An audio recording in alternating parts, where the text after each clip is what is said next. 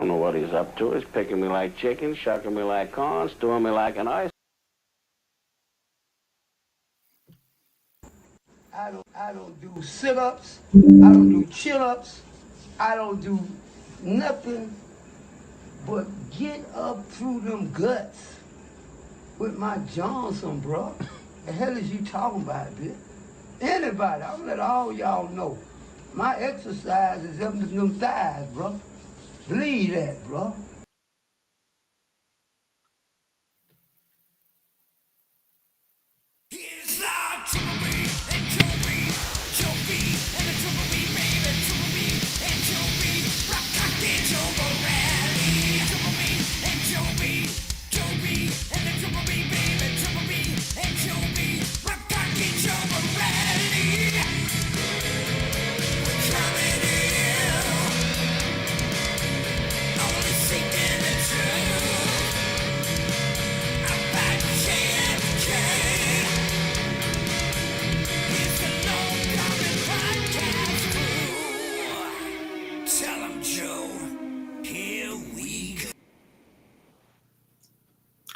And here we go, 2025. Welcome in. Happy New Year, everybody. I think we said that last night. But to those who couldn't join us, Happy New Year. Best wishes to all of our followers in this new year. Hope all your wishes and dreams come true in this new year. And Joe, resolutions. Joe, did you have to go rent a steam cleaner? I see you're still alive, which is a good thing. Yes. Yes, barely. So it's a funny story.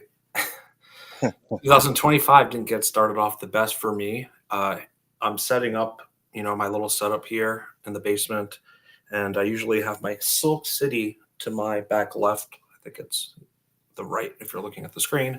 And I knocked over a bottle, and it broke on the bottom shelf, the wood shelf, and stained this whole white carpet. About 5 minutes before we were going on our members only. So my girlfriend hears the cursing. What happened? And I have to go. You know what I mean? I can't sit there and clean up. And she had to clean up while we were doing members only, and she was not happy. So Did she get it all up? I mean, can you tell? she got like 90% of it. Yeah. But I guess that will suffice. And it was the hot syrup flavor as well. Oh, so it was like dark red. Yeah, and a little sticky too. But she did a good job.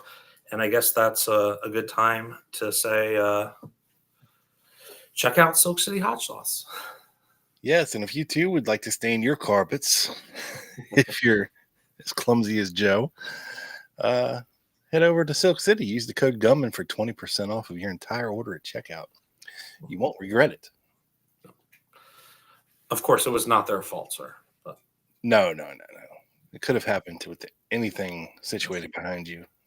So the consequences, I no longer have Silk City in my lower left shelf. Well, hopefully you'll get re-upped soon, sir. So let's welcome everybody into the show. We've got Trey in the house. Scott is in the house. Tiny Dancer's in the house. Sally is in the house. Alpha 66. Big Mike is in the house. Let's see. Jack is in the house. Paul is in the house. Bungle's in the house. Moose Heaven is in the house. Let's see. Big Bad Josh, what's up, buddy? Is in the house. Happy New Year. Colleen is here. Hello, Colleen. Welcome back. We missed you. And let's see. I think that's it for now. But anyway, folks, welcome in. So this week, we got a pretty good show for you guys. I think you're going to dig it. Real quick off the bat, Joe, for those who did not hear, let's see, who did not hear Wednesday night. There is a travesty going on out there. Which one? Well, it has to do, if I can find the damn thing.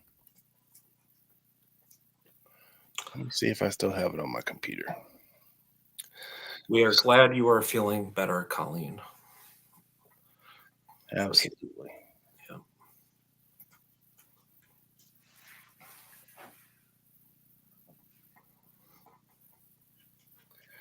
Well, I don't know where my pictures went, but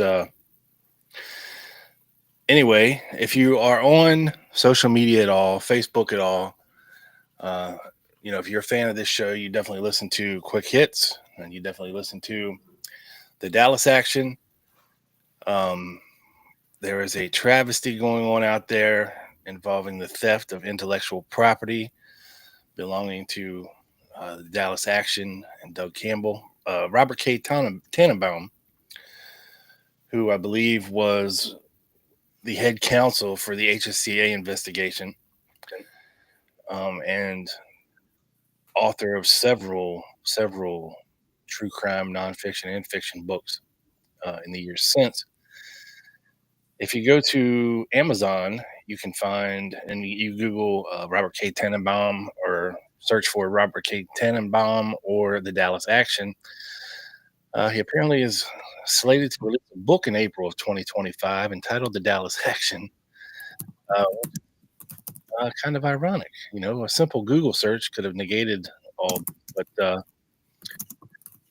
updated. It seems that they finally have answered the barrage of emails sent their way at Skyhorse Publishing. But we're not going to get into that right now.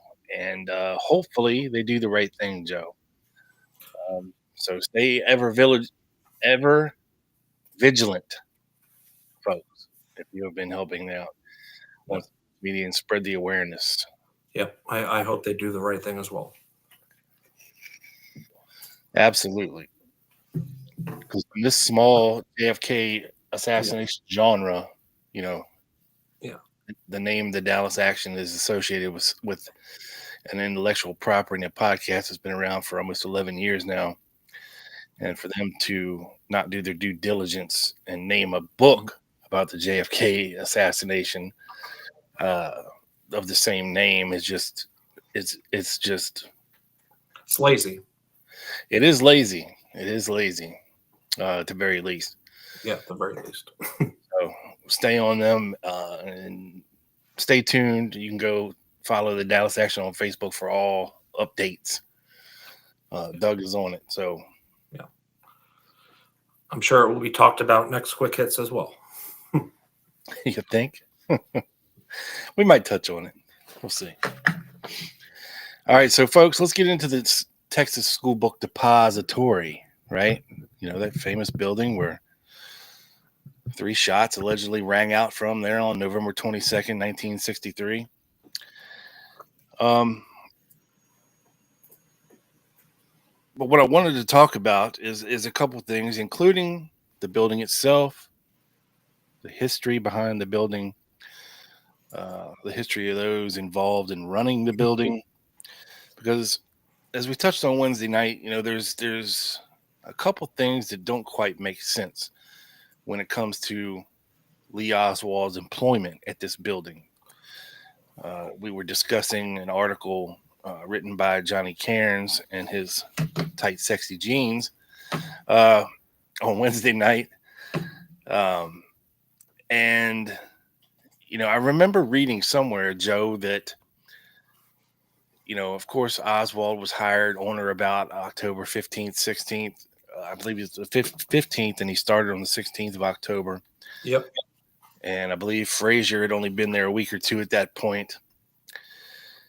And I think Frazier started September 5th, around like a month before is what I was reading today. Yeah.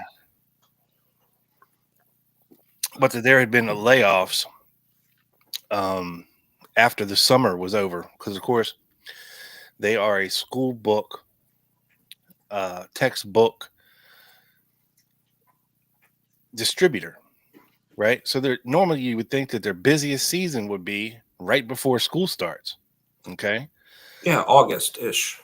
Yeah, August, September. beginning of September, maybe July if people are really on the ball, you know. Um, and that after that season was over, there were 3 African American employees who were laid off in August, early September. So it's odd to me, Joe, that Frazier would be hired, right? Basically a week or two after Labor Day. Yeah. Which back then is generally when the schools would go back.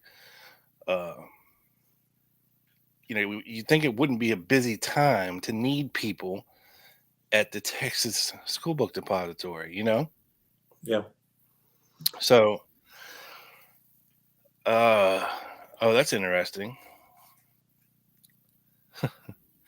Mark Gruber is Robert K. Tannenbaum's cousin. Gruber. Eh, well, that would make a lot of sense if true. Well, he is from New York, and Tannenbaum is from New York too, because on Members Only, I told a funny story of a Bumble date as I looked to see if my girlfriend's listening. I went on a Bumble date like 3 years ago, and the girl was with her friend, and her mom, her stepdad was Tannenbaum.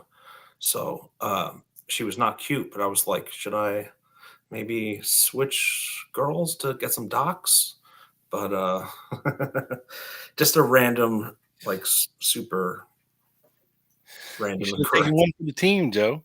I would have. Yeah. Come here, girl. How you doing? Where are your docs at? I got some city hot sauce for you, baby. But back to the School Book Depository. Yeah, so we got into some things that didn't quite make sense when it comes to the fact that they were laying people off, and then all of a sudden they're hiring again in September and October. Because we were thinking, okay, the next busy season would probably be in December, before the new semester, if you will, starts. That makes sense. Yeah. So why are they hiring people mid-semester or October? Because it wasn't like they didn't have any order pullers, right? I mean, they had 6 people on this floor laying crew.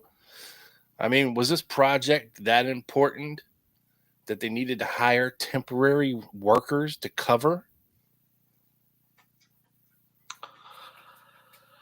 I'm not sure. I think the project only started a few days before the 22nd.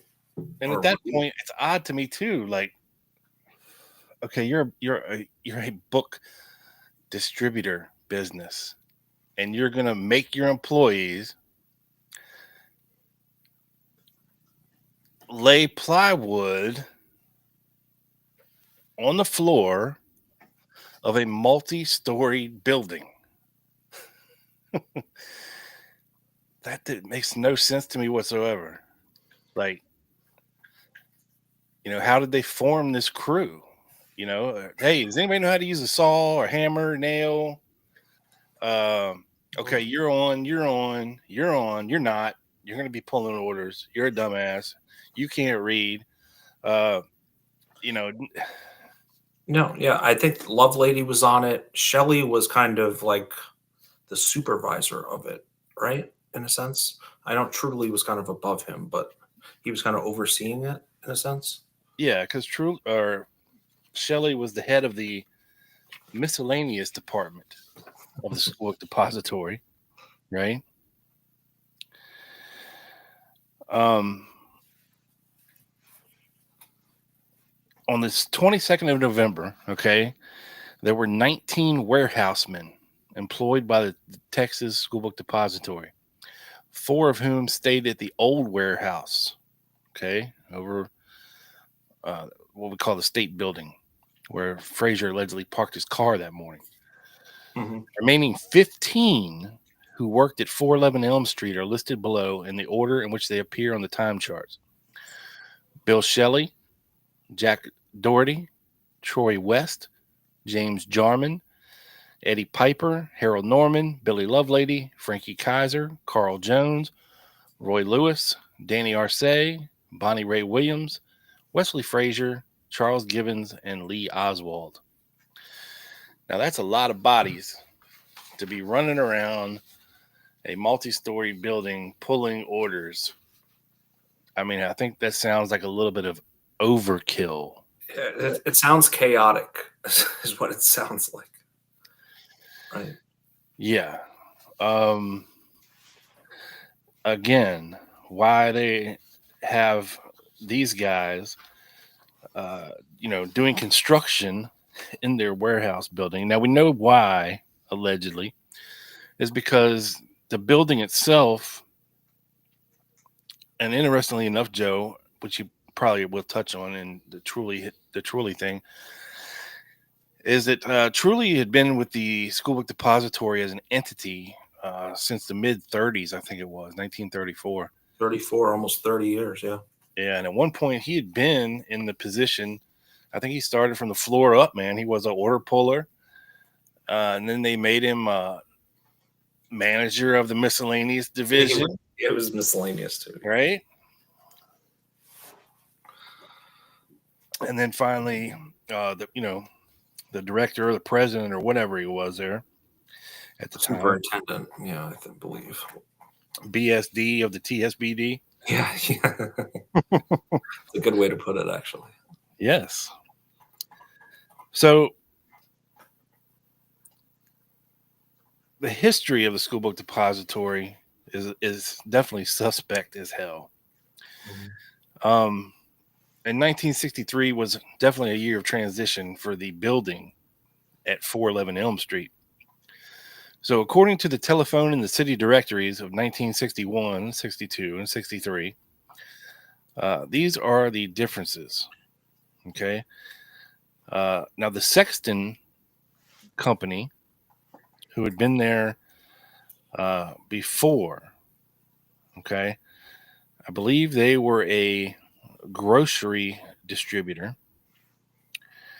and many of their machines housed in the building had stained the floors so bad that when these cartons of books were laid on this old floor, this old hardwood plank floor, that the grease would seep out of the floors up into the cartons of books and damage the books. This is why they were allegedly replacing the floor. Yeah, oil stains is what I read, or it was described as. Sounds like a shithole. Okay. Yeah, and I think they did the 5th floor first in the week or two before, and then went up to the 6th floor. Right.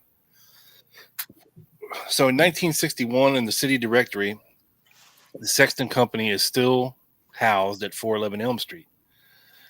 And the School Book Depository is listed at 501 Elm Street, which is the Dow Tex building. Okay. 1962, the Sexton Company has no listing at all.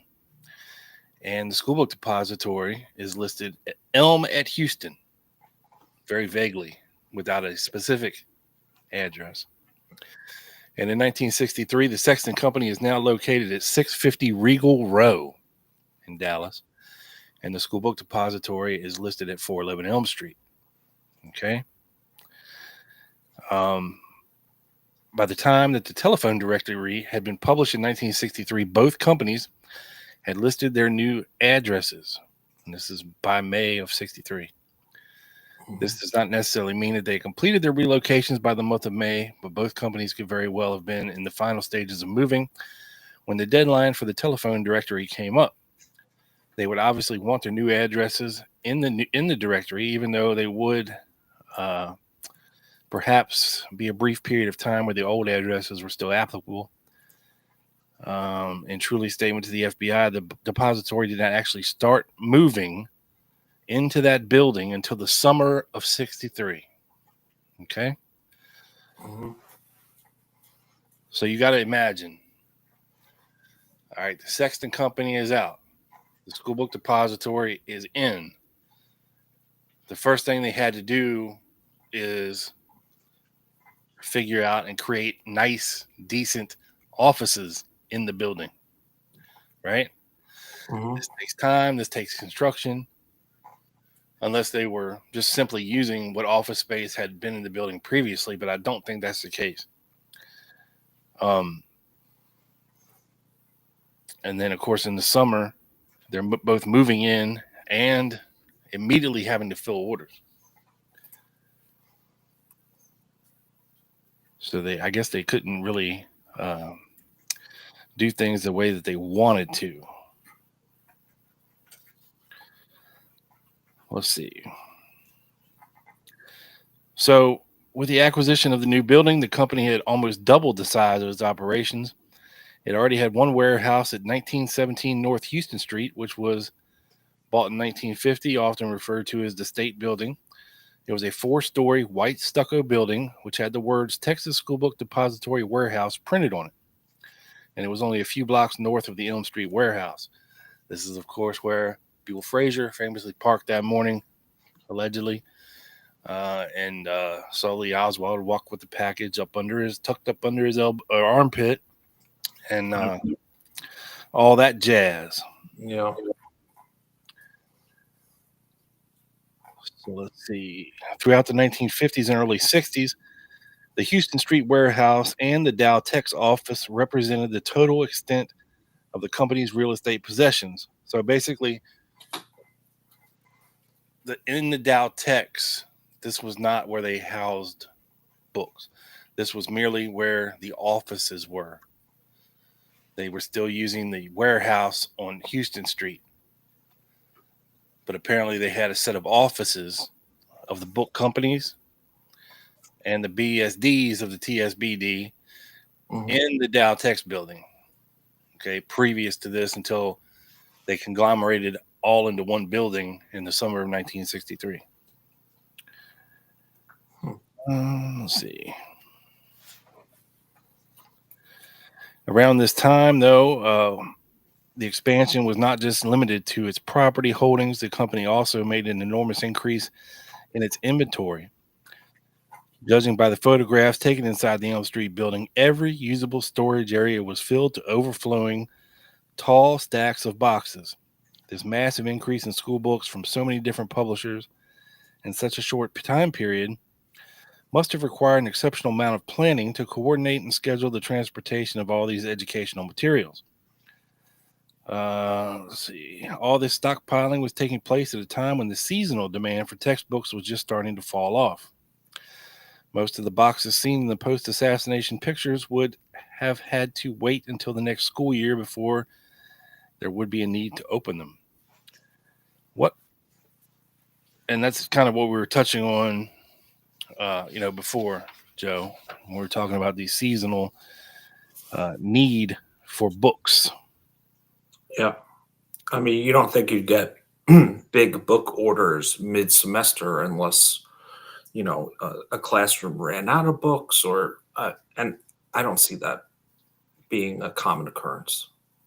Yeah.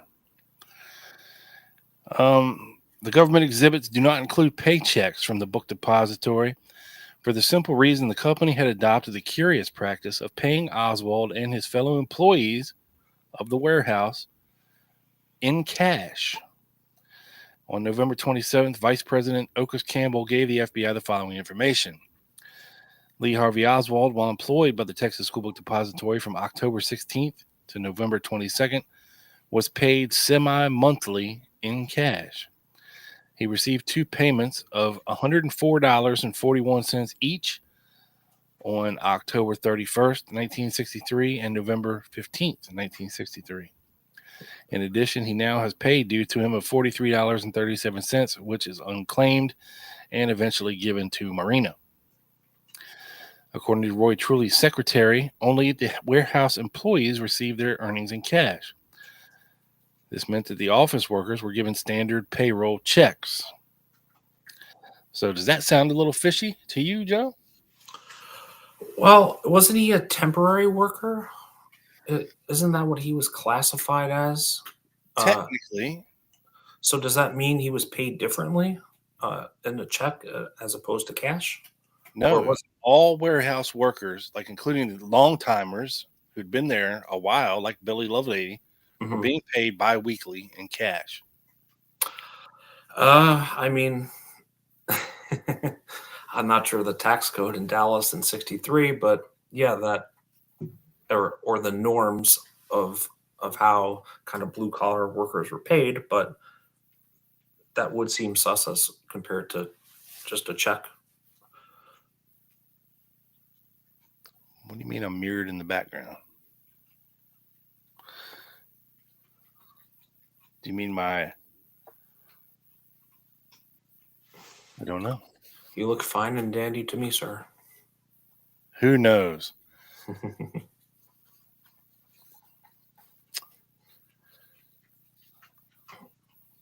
So the warehouse men did not have to sign any pay receipts either, which for tax purposes is. But anyway, 2 pay receipts, undated and signed by Oswald, were reproduced in the exhibits of the House Select Committee on Assassinations.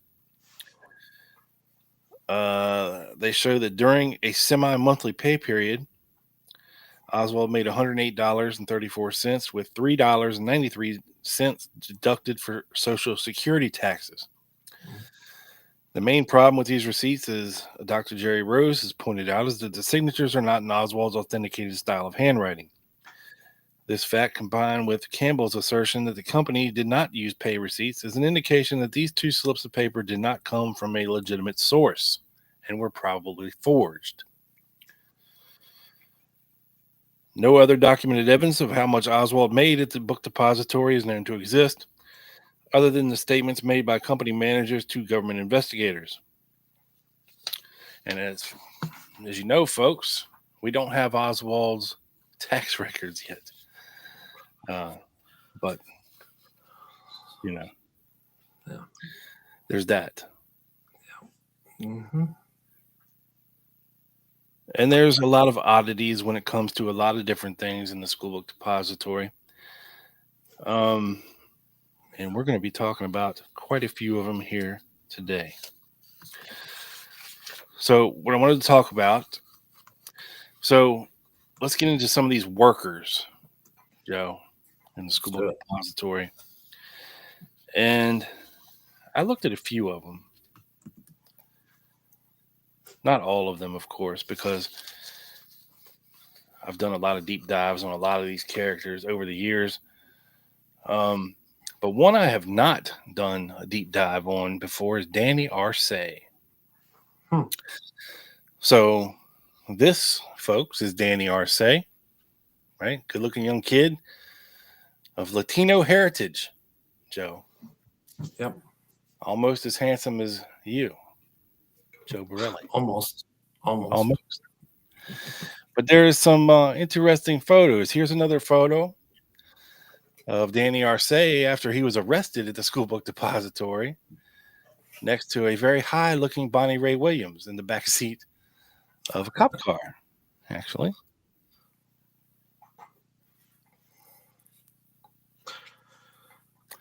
And here's a photo of him getting in the car, surrounded by police in front of the school book depository, as he is shoving Bonnie Ray Williams violently into the back of the cop car, as he's wearing his black trench coat, which obviously means, Joe, that he was a Cuban spy, right? Quite obviously, yes. Yes. Now I'm joking, folks. Don't calm down. Now, when it comes to Danny Arce and what he was, now this is the photo, Joe, where you see the fat guy leaning against the tree in the background. Yeah. That this no idea who that is. This is allegedly the red arrow pointing to the alleged position of where Danny Arce, according to him, was standing during the presidential motorcade.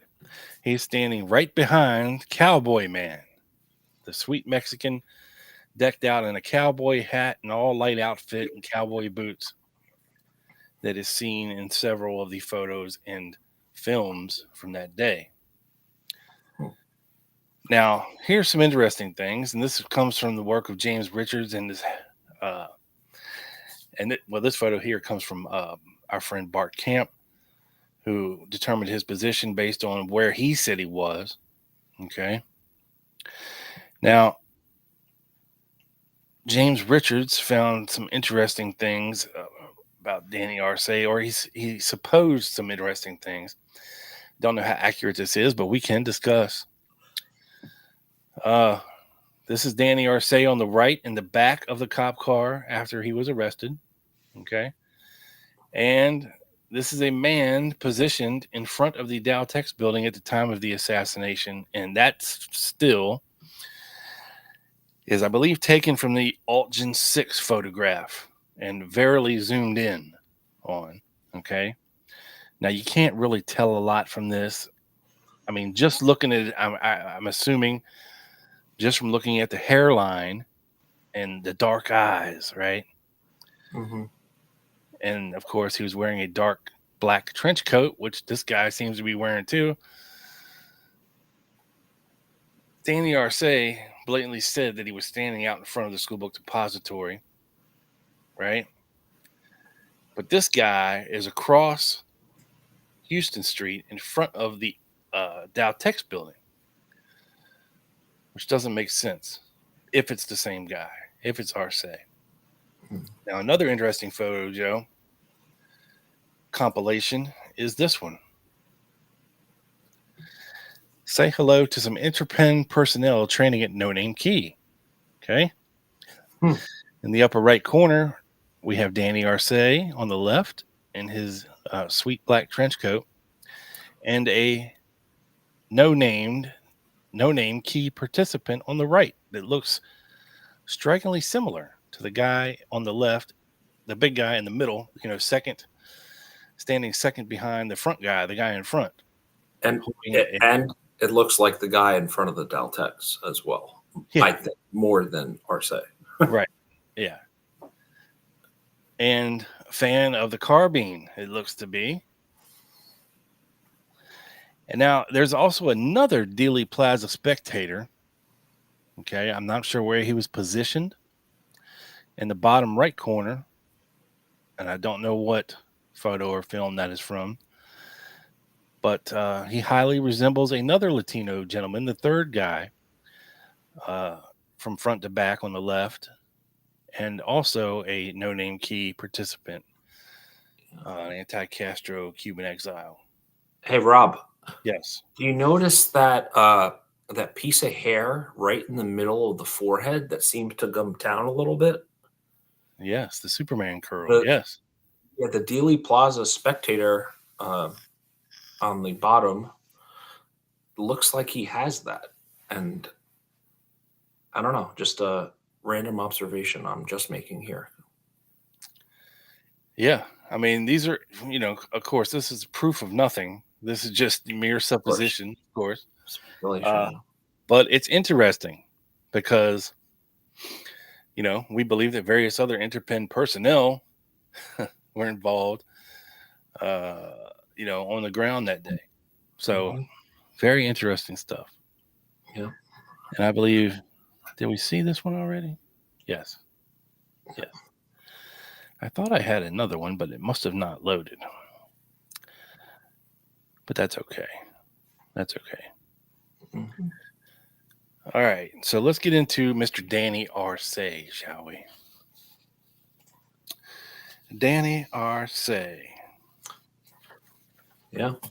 I'm not very clear on his background, so I am.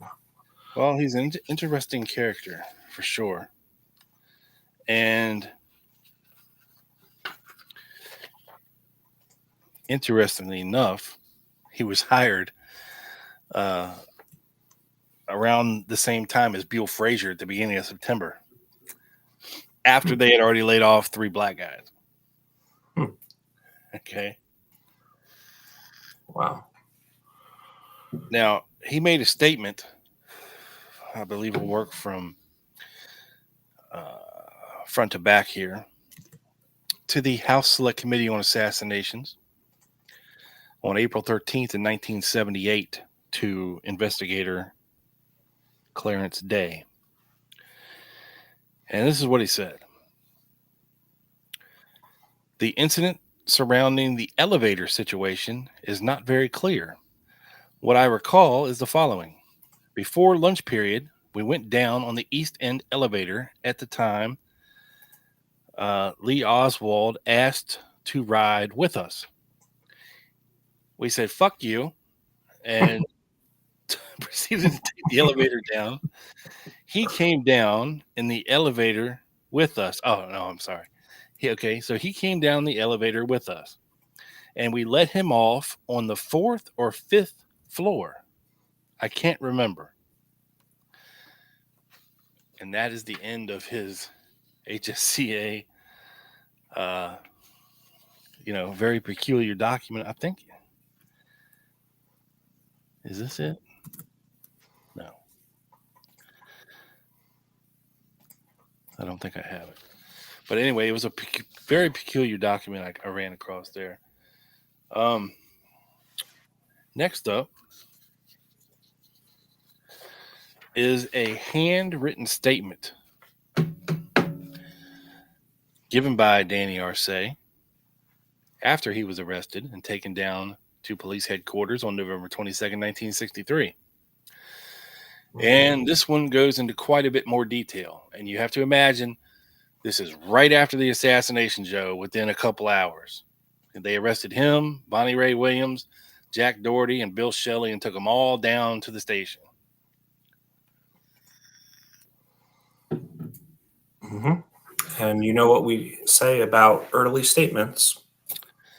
Yes, pay attention. I, Danny Garcia Arce, make the following voluntary statement to Gaston Thompson and Robert Lish, whom I know are special agents of the Federal Bureau of Investigation, otherwise known as the FBI. Joe. Okay. This statement is given freely, despite me being in custody, on suspicion of murder of the president. And I realize I don't have to make any statement, but I am going to. I was born at Dallas, Texas, September 14th, 1945. I finished 1 year of high school, sir. On or about September 6, 1963, I started to work for Texas School Book Depository, located on Houston Street, Dallas. This being the warehouse where I'm employed as an order filler.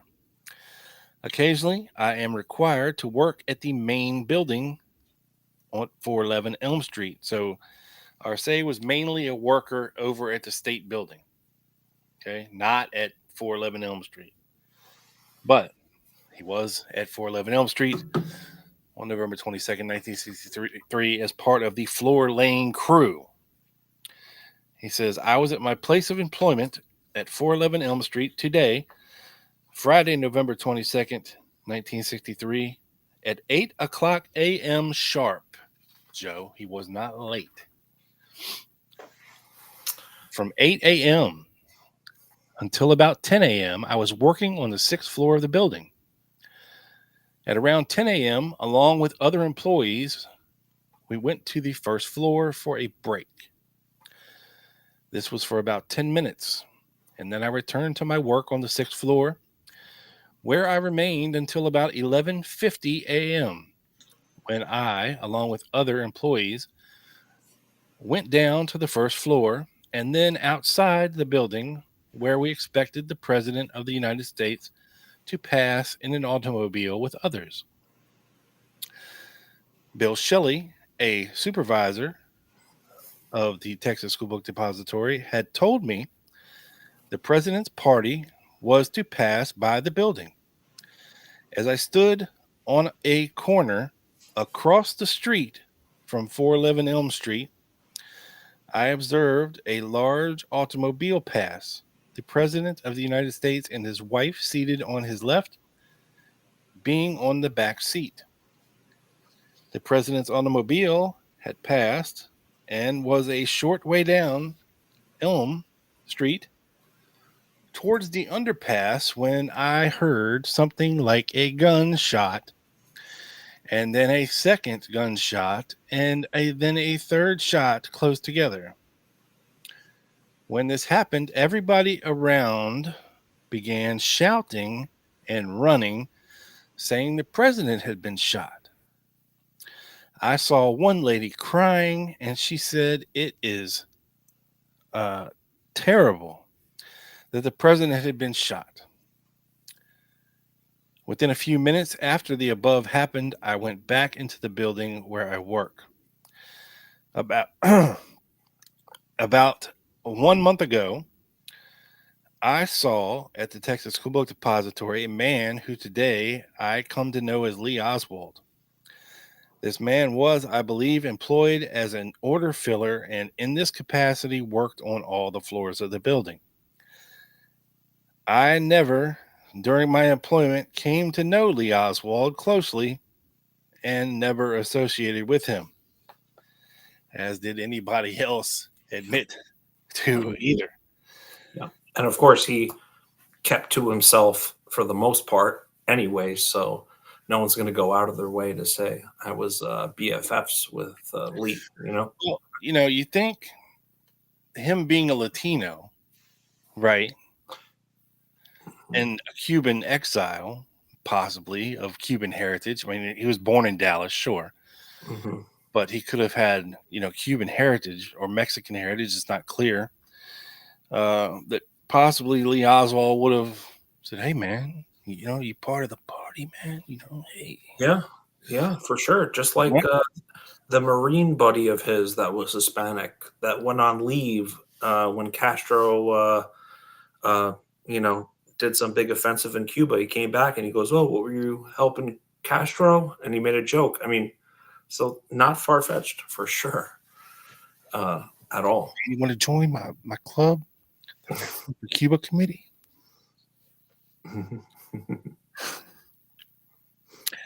I did observing around the building at his work and during the breaks we had during our workday.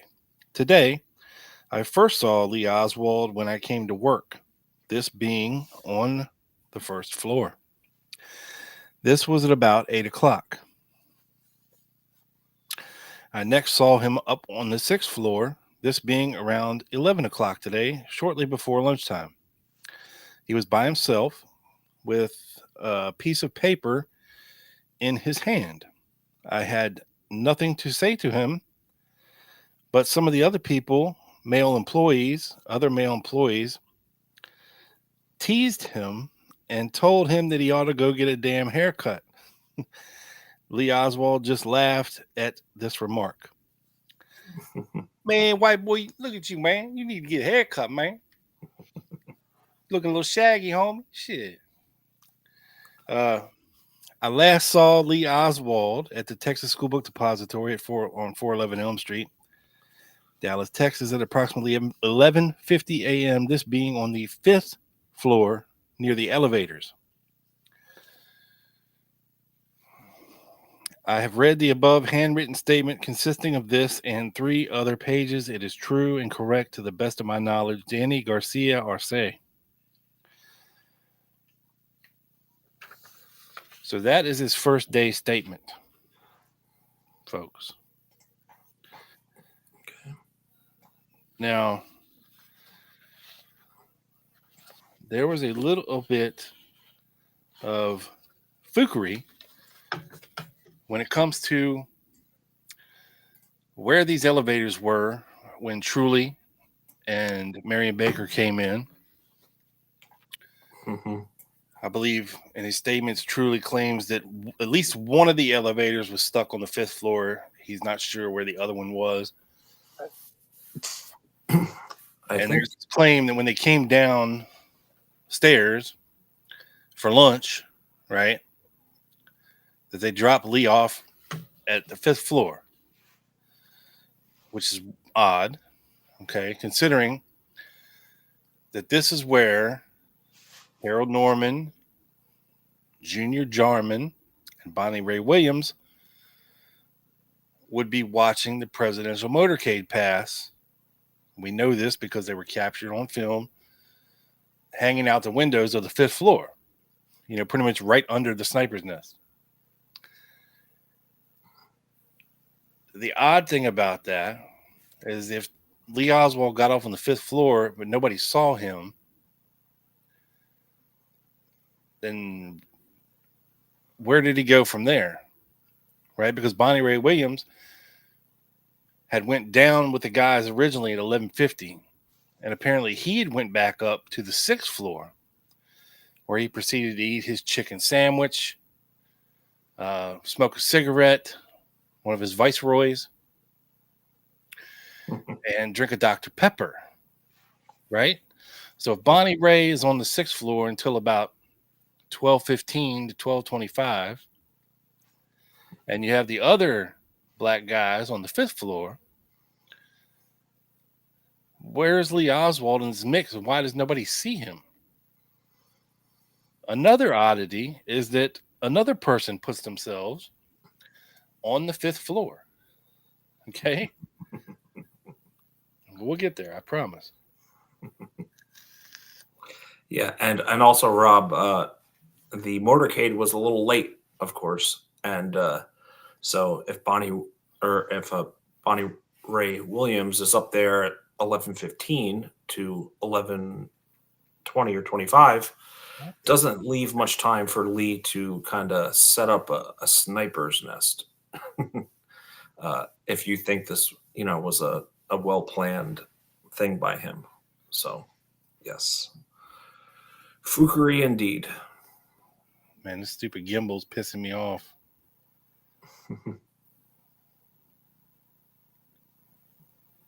Come on, man.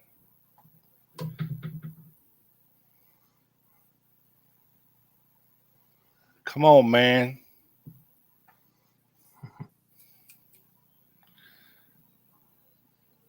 Okay.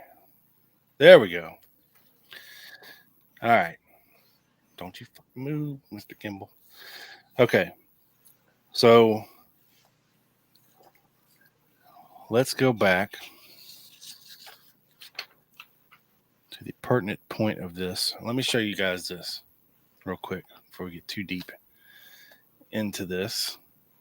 Hold on, that's not it. Is this it? Yes.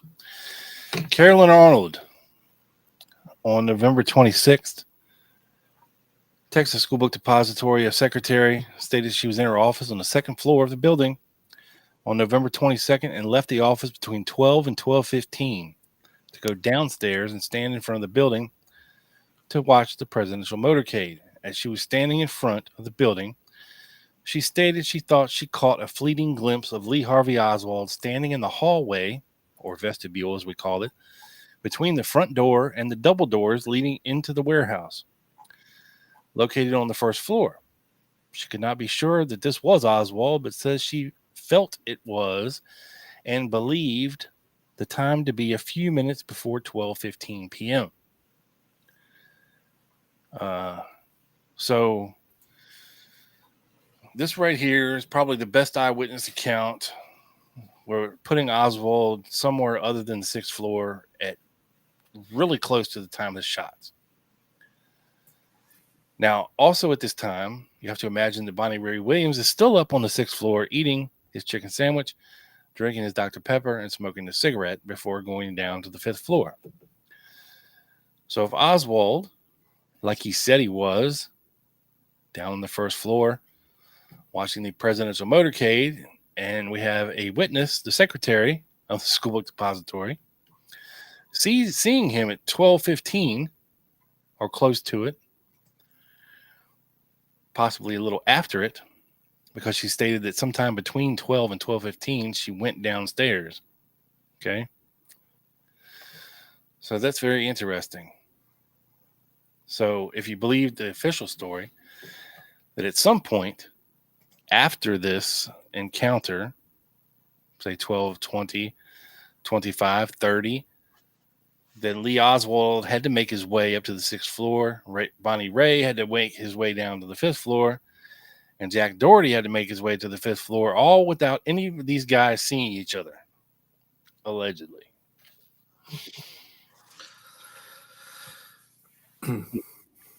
So, let's get into Jack Doherty a little bit. He states, there were 6 of us working on the 6th floor. The others were Bill Lovelady, Bill Shelley, Danny Arce, Bonnie Ray Williams, and Charles Givens. I worked until noon on the 6th floor and then went down to the 1st floor and I ate my lunch and I went back to work at 12:45. I had already gone back to work and I gone down on the 5th floor to get some stock when I heard a shot.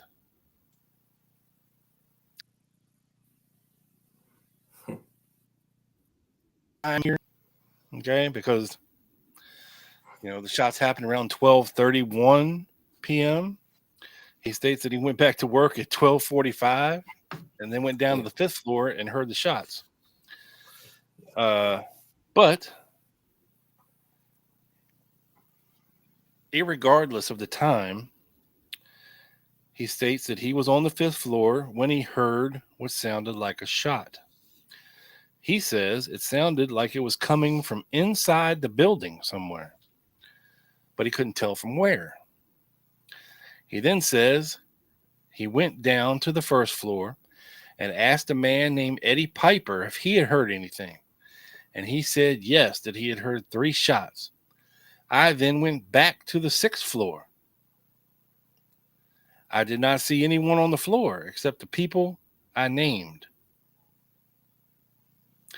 Okay, so he's saying after the shots, he went from the 5th floor to the 1st floor, talked to Eddie Piper, who was like the building maintenance supervisor, janitor, whatever you want to call him, watchman. I've seen various titles this guy's held. Custodian. Talks to him, and then he says he goes back up to the 6th floor and sees the people that he was working with, which makes no sense whatsoever, because none of the floor laying crew ever went back to work after lunch. No, makes no sense. But okay. He says there was another employee that's named Lee Oswald that I saw on the 6th floor. He works all over the building, but I saw him on the 6th floor shortly before noon. Just like all the other people were stating, about 11:50 when they all rode down. Okay. One interview by agents, Doherty did not relate his activities as set out above after he heard the shots, but it is noted that during the interview with Doherty, his father, R.C. Doherty, was present and advised his son had received a medical discharge from the Army and indicated his son had a considerable difficulty in coordinating his mental facilities with his speech. Even though, Joe, apparently, this guy can speak. He has beautiful handwriting, by the way. It's not, you would not associate it with a mentally handicapped person. Okay. So that's a little odd. It says a lead will be assigned to have Doherty re-interviewed to clarify the above statements in an effort to determine if he did in fact visit the 6th floor immediately after he heard the shots fired. If so, what did he see? Prior to conducting this interview, the agent should review page 356 of the report, the Gemberling report, bearing in mind the information furnished by Doherty to the Dallas PD as quoted above. Now, the next interesting part of this is the interview with Danny Garcia Arce, okay, as set out in Secret Service report. Arce relates substantially the same information as furnished during interview by the agent of this office. But in addition, he relates the names of the persons that he worked with during the morning of 11/22/63, and he further states that, quote, the only person I saw was a real old man, and he had on an old brown suit and a Western style hat. I saw this man leave the building and drive off in an old black Buick. Now, bear in mind, okay, Arce was born in 45. So in 1963, he would have been 17 or 18 years old. So when he says people are old, okay, you have to remember this is coming from a very young man. Okay. Yeah, that's a good point. Even somebody in their 30s or 40s would have been old to him. Okay.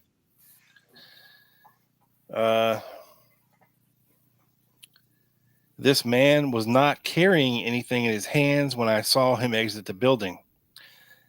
This man was in the building after lunch. Okay, that's a very key statement.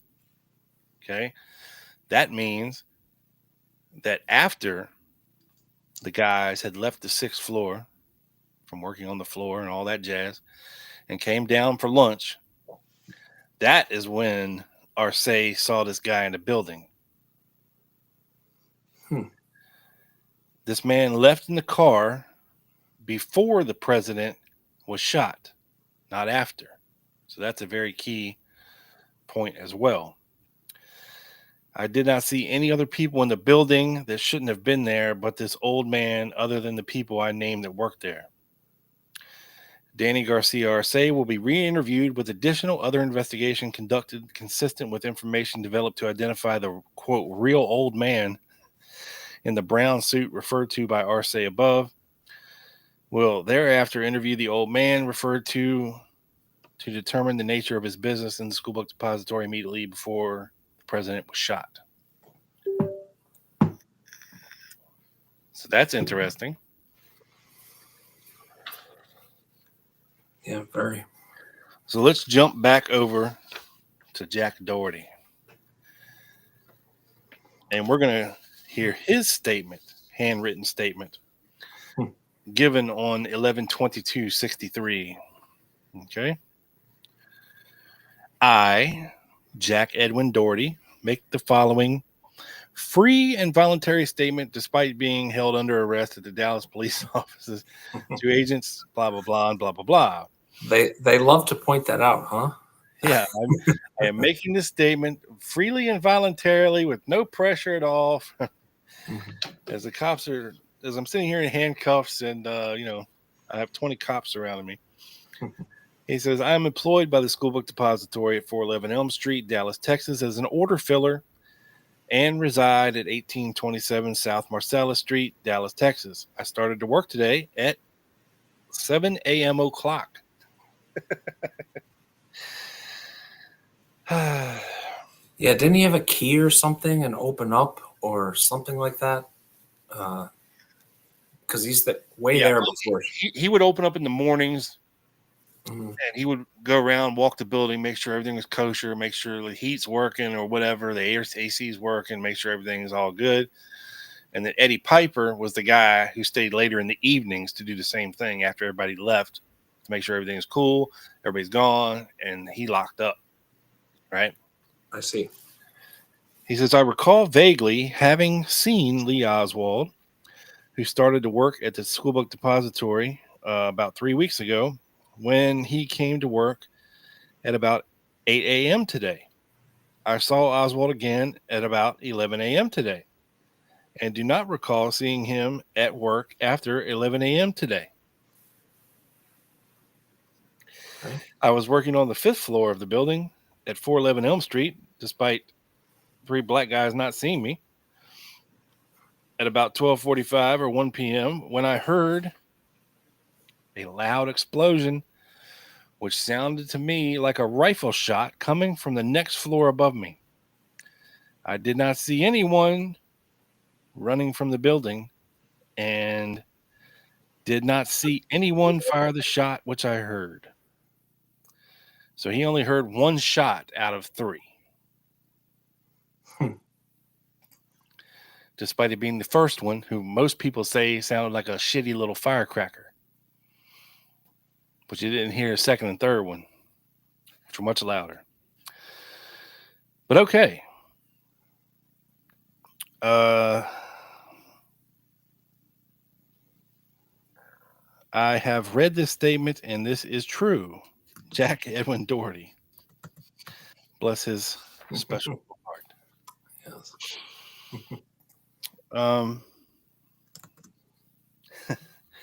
So let's jump over to another Joe depository worker named somebody you probably all heard of before. A good old fella by the name of, let's see here, Buell Wesley Frazier. Oh. Now, this is a document most people have never seen. Okay. This is the Irving Police Department arrest and disposition record of Buell Wesley Frazier from November 22nd, 1963. This states exactly where he was arrested at. That is the Irving Professional Center Hospital at 1719 West Irving Boulevard, Irving, Texas, at 5:30 p.m. Okay. Original charge, investigation murder, President USA. Arrested by Officer John McCabe, rank patrolman, at the request of the DPD. So Dallas called Irving and said, hey, go find this motherfucker, arrest him, and bring him back here. And this was at 5:30 p.m. That's exactly what I was going to ask. What time was this document? Okay. It says at 5:19 p.m., the reporting officer received a phone call from Dallas Police Homicide Detective Gus Rose. Rose advised the reporting officer that he had information that a Buell Wesley Frazier was believed to be visiting with a Mr. David Williams in room 30 at the Irving Professional Center. Detective Rose explained that he had information that Frazier was involved in the assassination of President Kennedy in Dallas 11/22/63. Rose requested that I go to the location, determine if Frazier was there, and if so, hold him in custody and advise him. So, at 5:20 p.m., the reporting officer and Captain McCarley went to the Irving Professional Center and contacted Nurse Fidel and confirmed that there was a visitor in room 30 with Mr. Williams. The reported officer had Nurse Fidel go into the room and ask if Mr. Frazier was there, and if so, he had a telephone call at the front desk. Could he please come out and play? The old bait and switcheroo, Joe. Yeah, seems like it. And Frazier fell for it. So now we're on to part 2 of the Irving police report here. Buell Wesley Frazier walked out of the door like a dumbass, and the reporting officer identified himself with my badge. And then Captain McCarley and the reporting officer walked Frazier down the hall a short ways and into a doorway where we searched him up against the wall and had him produce his ID, which showed that he was indeed Buell Wesley Frazier. At 5:35 p.m., Captain McCarley and the reporting officer brought Frazier to the Irving Police Department, where we contacted Gus Rose and advised him that we had Frazier in custody. So within 20 minutes, Joe, of getting the call from Rose, these officers were on it. They went over there, got his ass, brought him back to DPD. 20 minutes later, they're calling Rose back. Hey, we got him.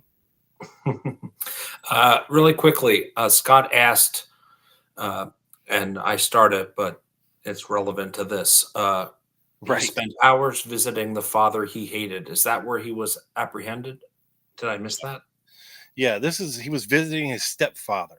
Yeah. Right, whom he did not like. They did not get along. But apparently, at some point, Frazier had went home after the assassination and informed his sister that he was going to visit their stepfather. But why would he go talk to this dude for 4+ hours allegedly when he didn't like the guy? Seems like you're trying to Either hide out or maybe get yeah, some advice at that point. What should I do? go on the lam. Here's what you do, son. Tell him it was only a 2-foot package. And tell him there was curtain rods in that motherfucker. Just whatever you tell him, Buell, you could not fit a rifle in that package. But I digress. So then Detective Rose and Stovall came to the Irving Police Department and interviewed Frazier briefly, and then both detectives and the reporting officer went to Frazier's car, which was still parked at the professional center. Nothing was found in the vehicle. Rose and Stovall and the reporting officer then went to Frazier's house.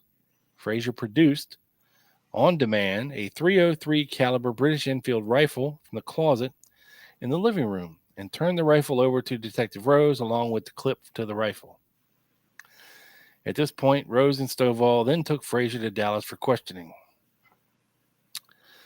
The reporting officer contacted Rose and he advised that Frazier had been run. Now this is 12:30 a.m. Then early ass on the 23rd. The reporting officer contacted Detective Rose and he advised that Frazier had been run on the polygraph machine and cleared of all offenses, but furnished valuable information concerning Oswald. Frazier was then released by the Dallas police.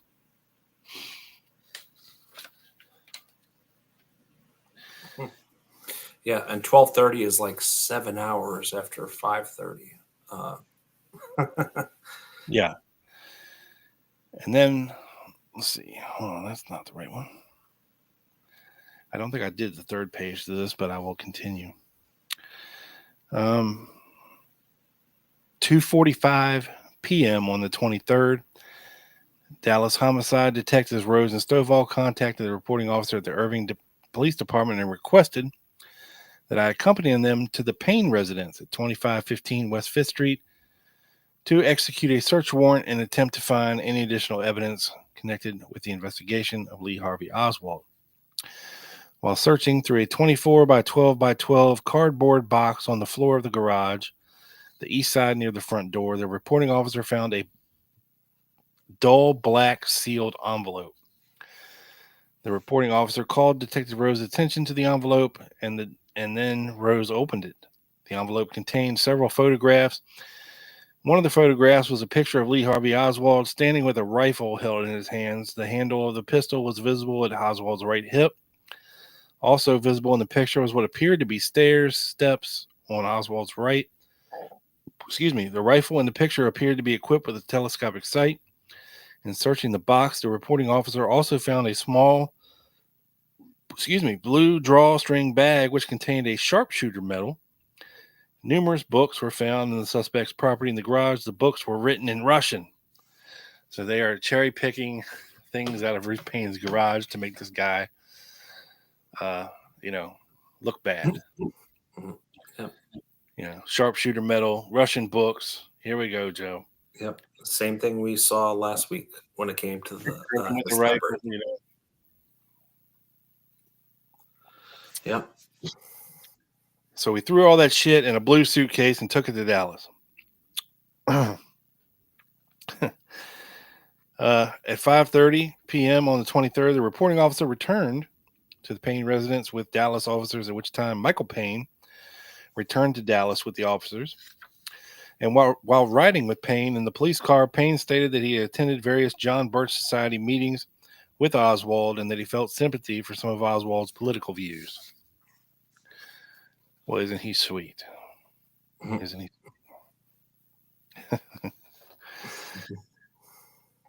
Let's see, Joe. Where are we at here? Time, we're good. Okay, this is something I wanted to show everybody and run through real quick, since we talked about Bob Barrett as being part of the crew that were at all three crime scenes alongside Westbrook and what's his face? Captain Hill, Jerry Hill. Yes, Gerald Hill. Yes. Sorry. This is a curious FBI FBI document dated November 29th, 63. They were timing certain things. Okay. So the distance from the front door of 411 Elm Street to the bus stop at Murphy and Elm Streets in Dallas was walked 3 times by Special Agent Lee. The average time was 6.5 minutes. This is a distance of approximately 7 blocks. Now, I doubt they reenacted this with the massive crowds that were lining Houston and Main Streets where the president had just come down. Not to mention in the midst of chaos caused by the eruption of gunshots and the president being shot. That would be hard to replicate, sir. Yeah. So I'm guessing, you could probably push this 6.5 minutes closer to 8, if there was a crowd. And then a bus in very heavy traffic was timed in its traveling the distance from the bus stop at Murphy and Elm to the bus stop at Pedroius and Elm, a distance of 2 blocks, and it took the bus in this type of traffic approximately 4 minutes. So we're at 8 minutes, Joe, plus 4 minutes, that's 12 minutes, okay? The distance from the bus stop at Pedroius to the cab stand at the northwest corner of Lamar and Jackson Streets is 4 city blocks, walked by Special Agent Lee in 3 minutes. So now we're up to 15 minutes. Special Agents Barrett and Lee drove the distance from the cab stand at Lamar and Jackson Streets to the 500 block of North Beckley, where Oswald was dropped off with a maximum speed used of 35 miles an hour, a distance of 2.6 miles in 7 minutes. Now, again, I doubt that the traffic situation was the same as it was on November 22nd, 1963, right after the president had been shot, but we'll give them the benefit of the doubt. Okay, 7 minutes. So add that to 15, we're up to 22, right? Right. Mm-hmm. It is noted that at the speed of 25 miles an hour, a fewer number of stoplights were encountered than at the speed of 30 miles an hour, whatever that means. The distance from the 500 block of North Beckley to 1026 North Beckley, 0.4 of a mile, was walked by Special Agent Bob Barrett in 6 minutes. So now we're up to 28 minutes, Joe. Correct? Yes. Mm-hmm. The distance from 1026 North Beckley to the location of the 400 block of the East 10th Street, where police officer J.D. Tipper was shot, is 0.8 of a mile and was walked by Special Agent Bob Barrett in 12 minutes. Mm-hmm. Okay. So now we're up to 40 minutes. Yeah. 28 plus 12. Yes, we are. That is about 110, or maybe later than that, but Well, it's 110 if Oswald hauled ass immediately out of the building at 12:30, which I think the president was shot at 12:31. Yeah. Now there is another timing deal that they did concerning various factors, whether or not he used the elevator to go down to the 4th floor and then the steps, or whether he went the steps the whole way, and blah, blah, blah, blah, blah. But you're looking at 2 to 3 minutes, roughly, okay, allegedly. Until the second floor lunchroom encounter? Yeah. We'll be generous. Even if Oswald left the school book depository at 12:35, okay, it would have taken 40 minutes from that point to even get to his rooming house. That would have put him getting to his rooming house at 1:15 p.m. Yeah. Which I think was the official date on Tippett's thing, even though I think it was a few minutes earlier. Yeah, his official time of death is 1:16. 1:16. Yeah. But I think it was earlier too. Yeah. So, given that information, it's fairly easy to deduct that Oswald was not the one that killed Tippit, right? The timing just does not work. It doesn't. No matter how generous you are. Mm-hmm. I mean, he would have to be Superman to make it back to his rooming house by 1 o'clock, given these reenacted times by the FBI. You know, and I don't think that they're that far off from being accurate times. So, by their own timeline, you can't get Oswald from here to there in time to do what he was accused of doing, just killing Tippit. I agree. So, anyway, Joe, that's what I got for a couple of these guys. I just thought it was interesting to dive into Arce and Doherty a little bit more and the history of the School Book Depository itself. As we know, it was owned by D. Harold Byrd, member of the famous Byrd family, BYRD. Mm-hmm. Of course, the famous Antarctic explorer, Admiral Byrd, a relative of D.H. Byrd. Really? Oh, yes. High jump? Yes. How are they related? I never knew that. Well, I don't know, but I know they are. Okay, fair enough.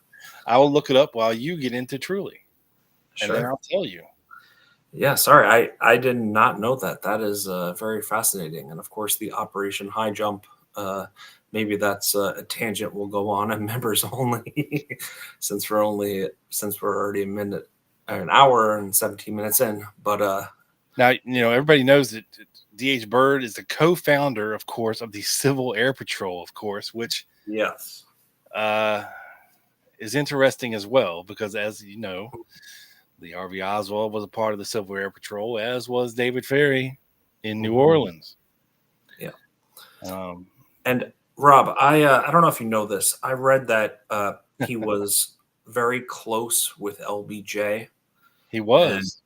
And I don't know what very close means. Does that mean like he was a kind of billionaire at the time in Texas? So, of course, LBJ would know him, right, being a politician? Or was it more of a relationship? I don't know. I think they were more friends. In his book, he calls him a personal friend.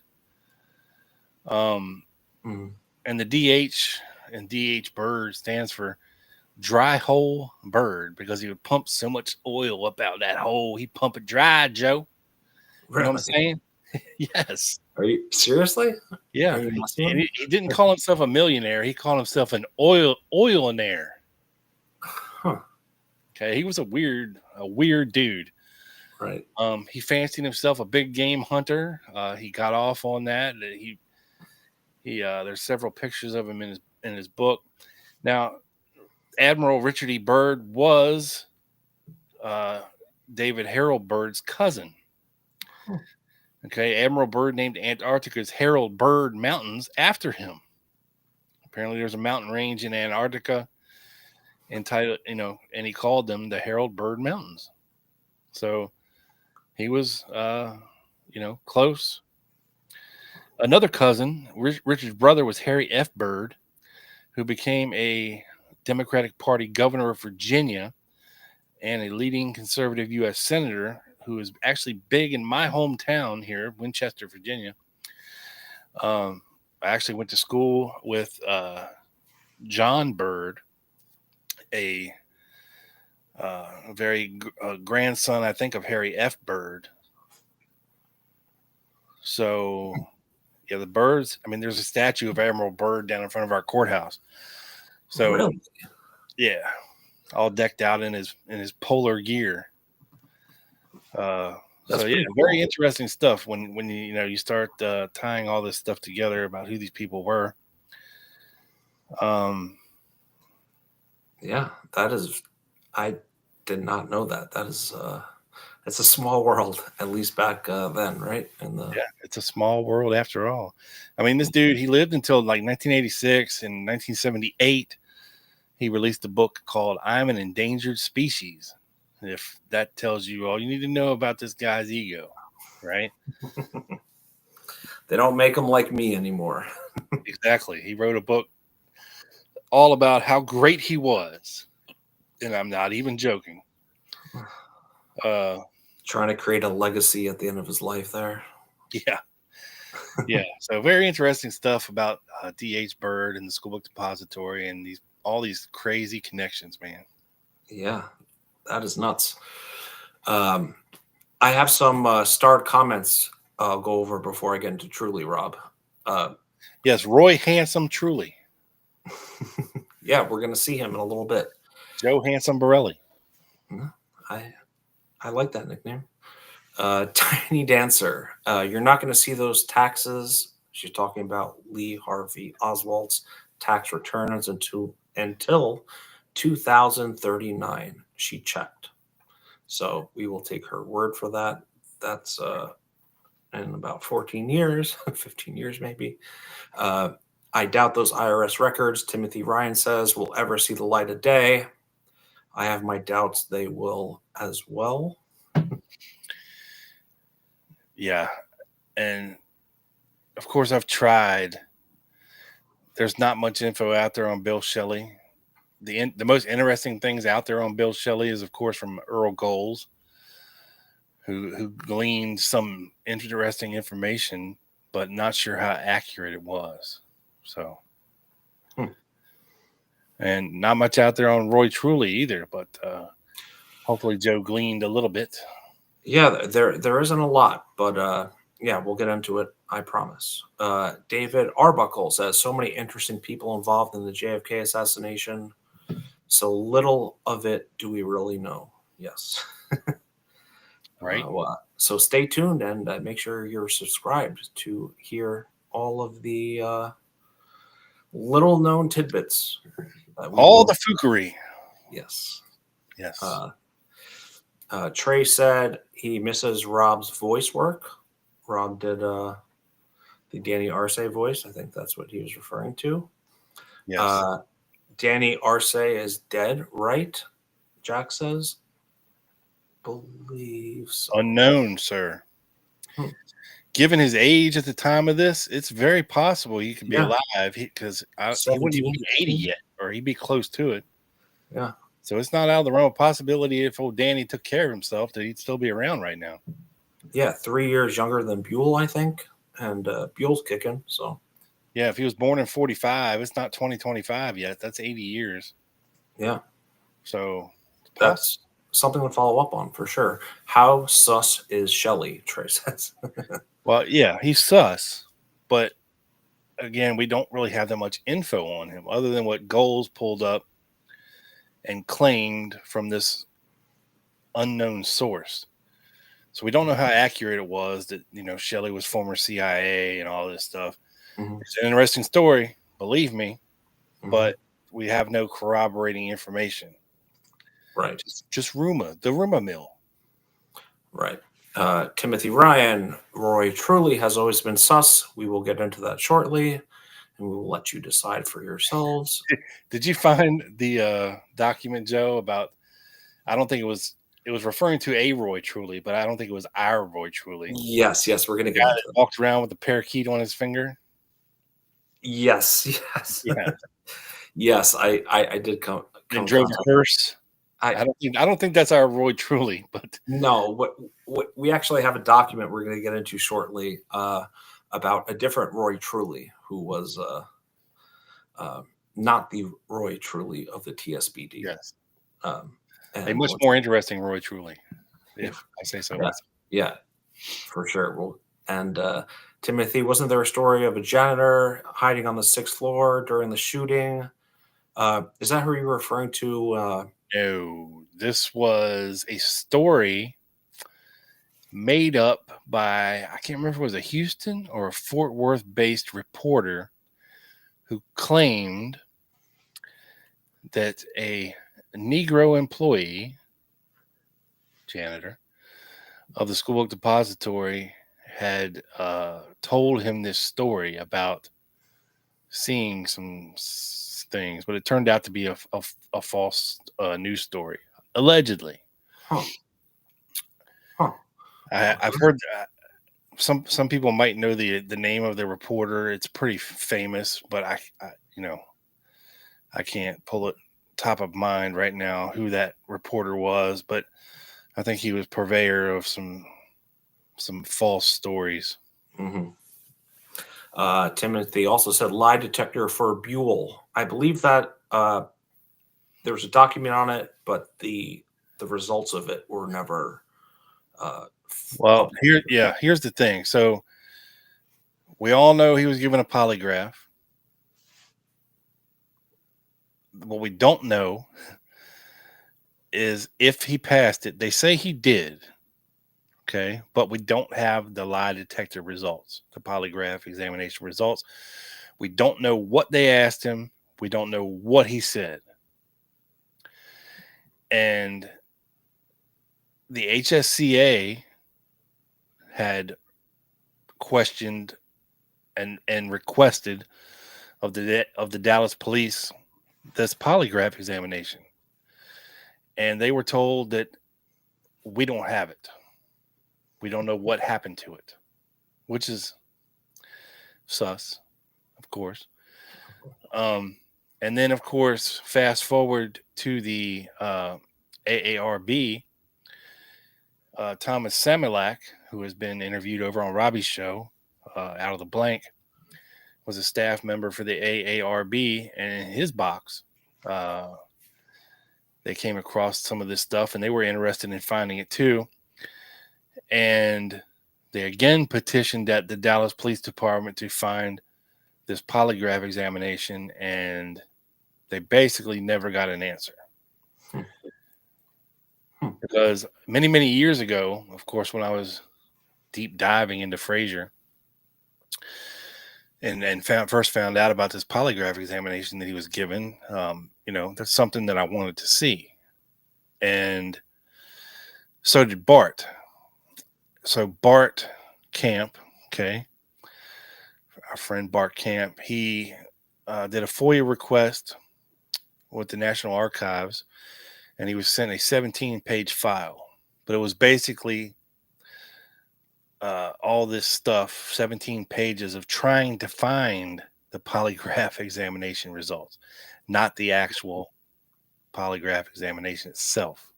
Yeah, documents saying, "Do you have it?" No, we don't. Right. Where is it? Yeah, it was just a back and forth bunch of crap. So it turned out to be a dead end. But kudos for Bart for trying to figure it out. Yeah. But unfortunately, there was no fire for that smoke. That's one interesting document that I would say is very suspect at being missing. I mean, that's kind of important, I would think, But what do I know? Yeah. And Big Bad Josh says, I think DPD want to charge Buell Wesley Fraser as an accomplice. Yes, I think that was their leverage. Yep. I think they did charge him as an accomplice initially, right? And eventually dropped the charges as they did on Doherty and Williams and Shelley and Lovelady. Yeah. And last here, although I haven't checked the chat, Trey says, is that supposed to be the warehouse floor on the bottom of the screen? Yes. Our screen. Yes. Although ours might be a little better finished than their plywood, right? Not as dirty as their shit was. Yeah. So, all right. Now that we're caught up, let's get into Mr. Roy Truly, sir. The Truly Show. Yes. The Truly Show. By the way, great title. And of course, that is a reference to the Truman Show. Oh, it's great. Yeah. It's kind of like an ice wall, like they in Antarctica, like they say they have, right? Synchronicity, folks. Synchronicity. So Roy S. Truly. And that some bitch knew how to wear a hat, though. You gotta give it to him. Yeah, he had some style, and his middle name Sansom, Sansom. Truly, that will be the only time. Roy, goddamn Sansom, truly. Yeah. Born 29th of August 1907 in Hubbard, Hill County, Texas. He died at age 78 in 1985 in Dallas County, Texas. And like we had touched upon before, Rob, he was employed at the TSBD since 1934. I got some of the best N words working for me down there. They call me sir sometimes. Yeah. He was Lee Harvey Oswald's supervisor at the TSBD. He interviewed and hired Oswald on October 15th, 1963. That would be the day after he got a call from Ruth Payne inquiring about an opening that Mr. Frazier had and some of the other women in Irving had talked about during coffee. Lenny Mae, Frazier's sister, Marina, Ruth, all the housewives in Irving were. All the hens, the house hens. Yeah, they were getting together and doing some gossiping. So after Kennedy's assassination, Truly ran up the TSBD stairs with Dallas police officer Marion Baker. On the way to the upper floors, Officer Baker discovered Oswald in the second floor lunchroom drinking a Coca-Cola. Officer Baker pointed his service weapon at Oswald. Truly then identified Oswald as a TSBD employee. Satisfied with Truly's response, Truly and Baker then proceeded up the stairs. And so Truly testified for the Warren Commission on, let's see this here. He actually, like a lot of the other people in the TSBD, was interviewed twice, Rob. Yeah, I believe he was going to D.C. too. Yep. So in D.C., and then they followed up in Texas. So I thought I read somewhere that he was able to bring his grandson with him to D.C. to see the sights. Oh, I didn't see that. Yeah, I saw this FBI document that was very glowingly attributed to Roy Truly and how friendly he was to the Bureau and how respectful he was of the Bureau and, you know, all that jazz. Yeah, there was a document that said how we had been so helpful. So yes, praise him. Praise him, Jesus. Yes. Bless his heart. So let me read one of his first affidavit, which was on the 23rd of November, the Saturday. Truly states, I am a superintendent of the TSBD, 411 Elm Street, Dallas, Texas. I was working in that capacity yesterday, Friday, November 22nd, 63. I have 19 employees in the plant. Lee Harvey Oswald was one of those employees. We considered him a temporary employee. We work a lot of extra employees during the summer and fall. Mr. O.V. Campbell, one of the owners, and I started to lunch a few minutes after 12 o'clock. We knew that the parade was nearly down to us, so we stopped and watched the president go by. After the president passed, we heard what sounded like an explosion. I heard 3 such explosions. Then I realized they must have been shots. I saw an officer break through the crowd going to our building. I realized he did not know anything about our building, so I ran in with him. The officer and I went through the shipping department to the freight elevator, then started up the stairway. We hit the second floor landing. The officer stuck his head into the lunchroom where there was a second floor landing. The officer stuck it. Oh, sorry, I'm reading that again. Where there are Coke and candy machines. Lee Oswald was in there. The officer had his gun on Oswald and asked if he was an employee. I answered yes. we we then went up to the stairs to the 5th floor where we found the elevator open. We took the elevator to the 7th floor and out on the roof. We searched the roof and a small room, also checked the landings. We could look out over the tracks and below. We did not find anything. We started down the elevator. The officer took a hurried look on a couple of floors on the way down.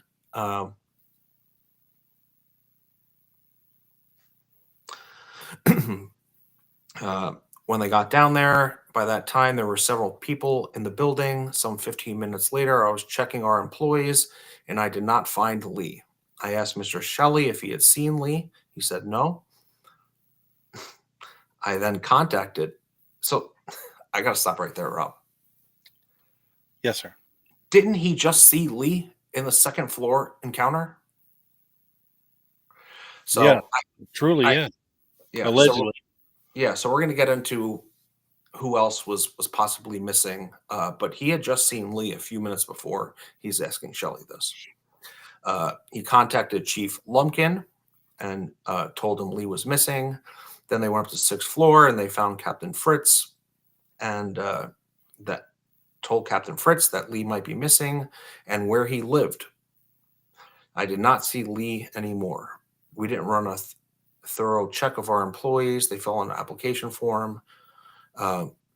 In Lee Oswald's case, a lady from Irving called and said a neighbor had a brother working for me, and he had said we could use some more help. This woman, blah, blah, blah. We know that woman, and that is, of course, Ruth Payne. That woman. That woman. And, like we talked about on our members only, there is a contentious thread about Ruth Payne and on the education forum now that we touched on, that we're not going to go into now, but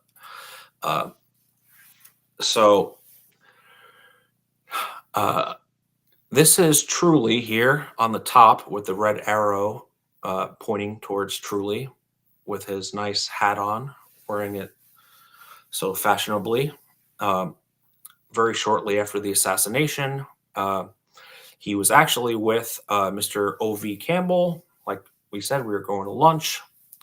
At the time, the motorcade of President Kennedy passed in front of the TSBD.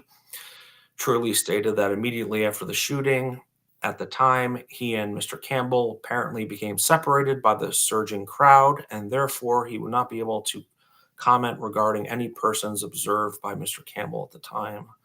I think this was the FBI document from the 23rd. Well, interesting too, before you go on to the next slide. Sure. Go back to that one. Okay.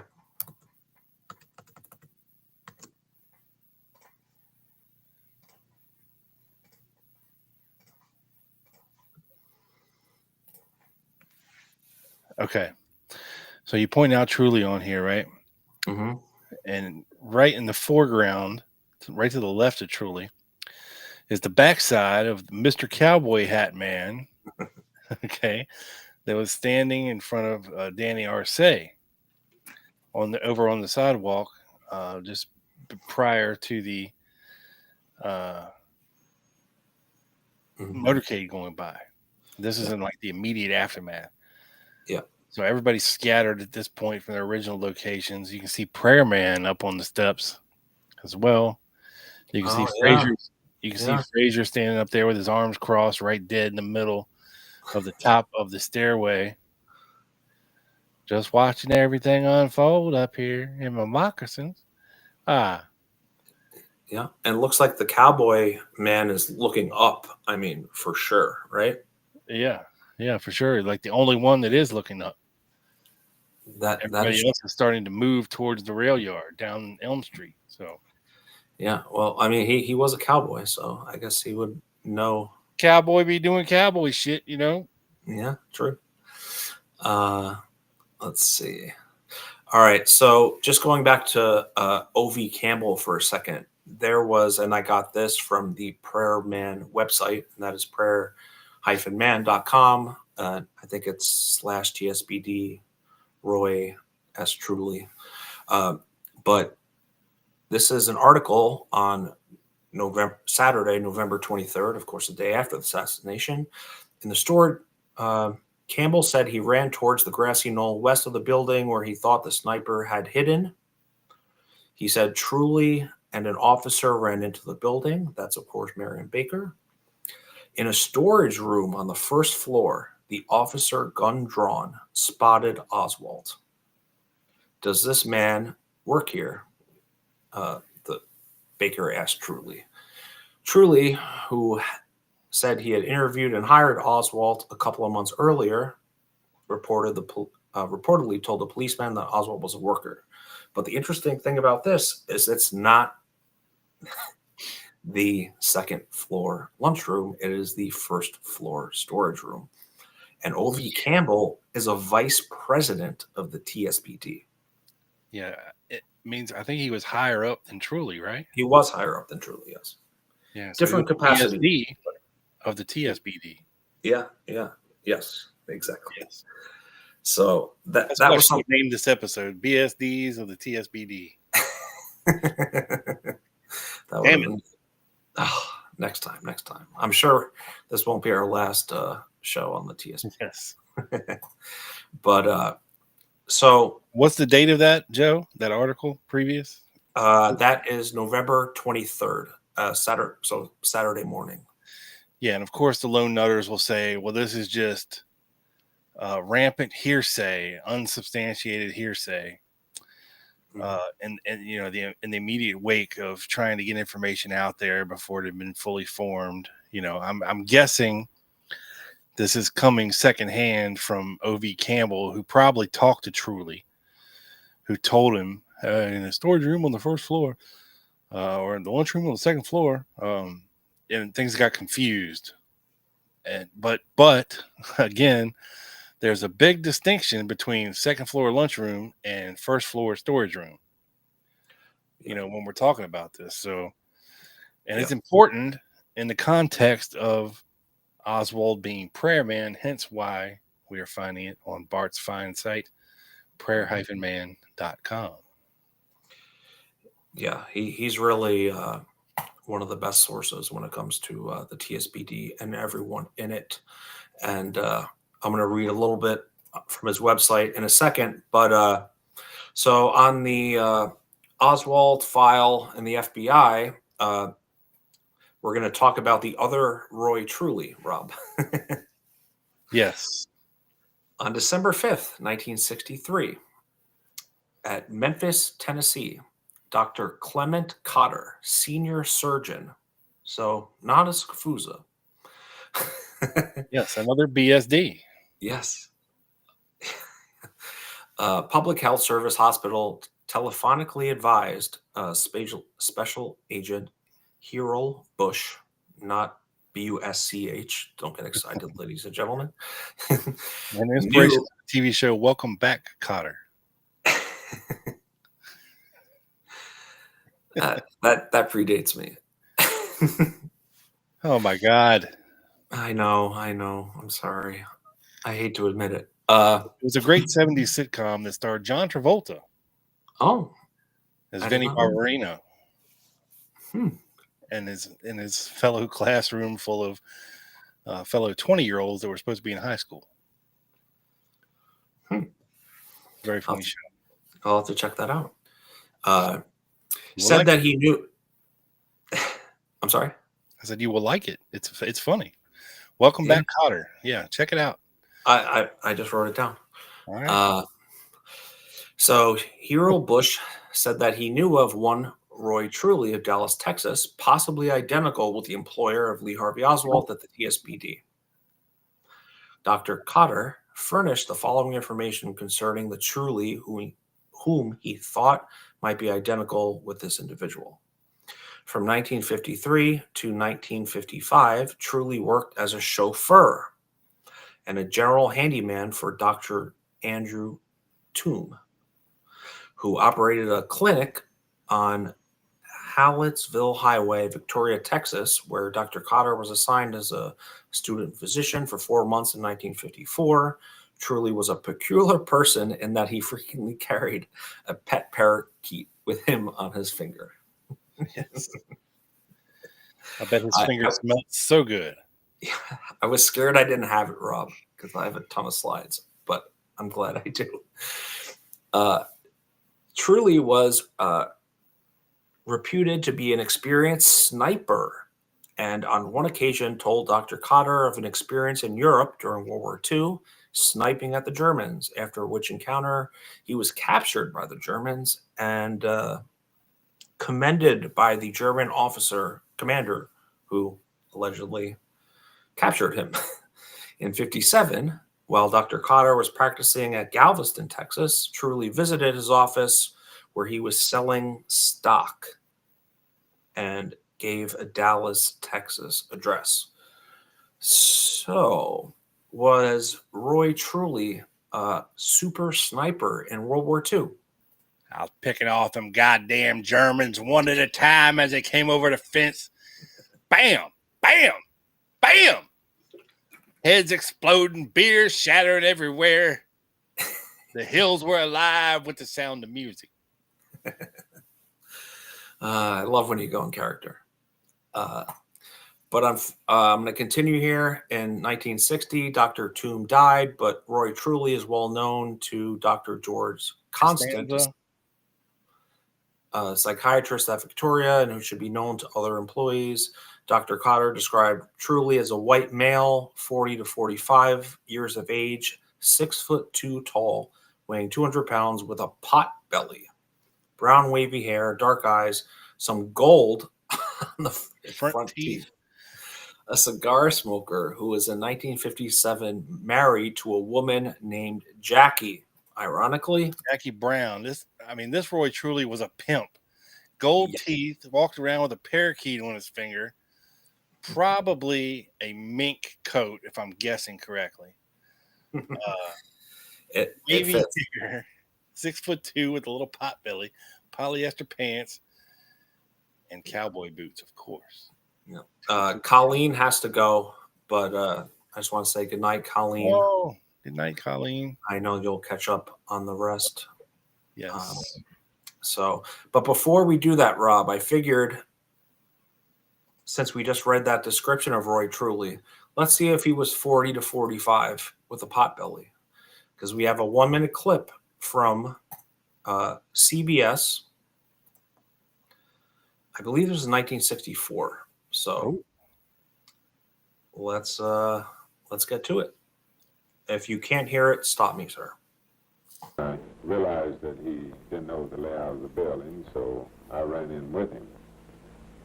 It was just a matter of seconds after the third shot, and we ran across the shipping room floor, stopped at went up the first flight to the second floor,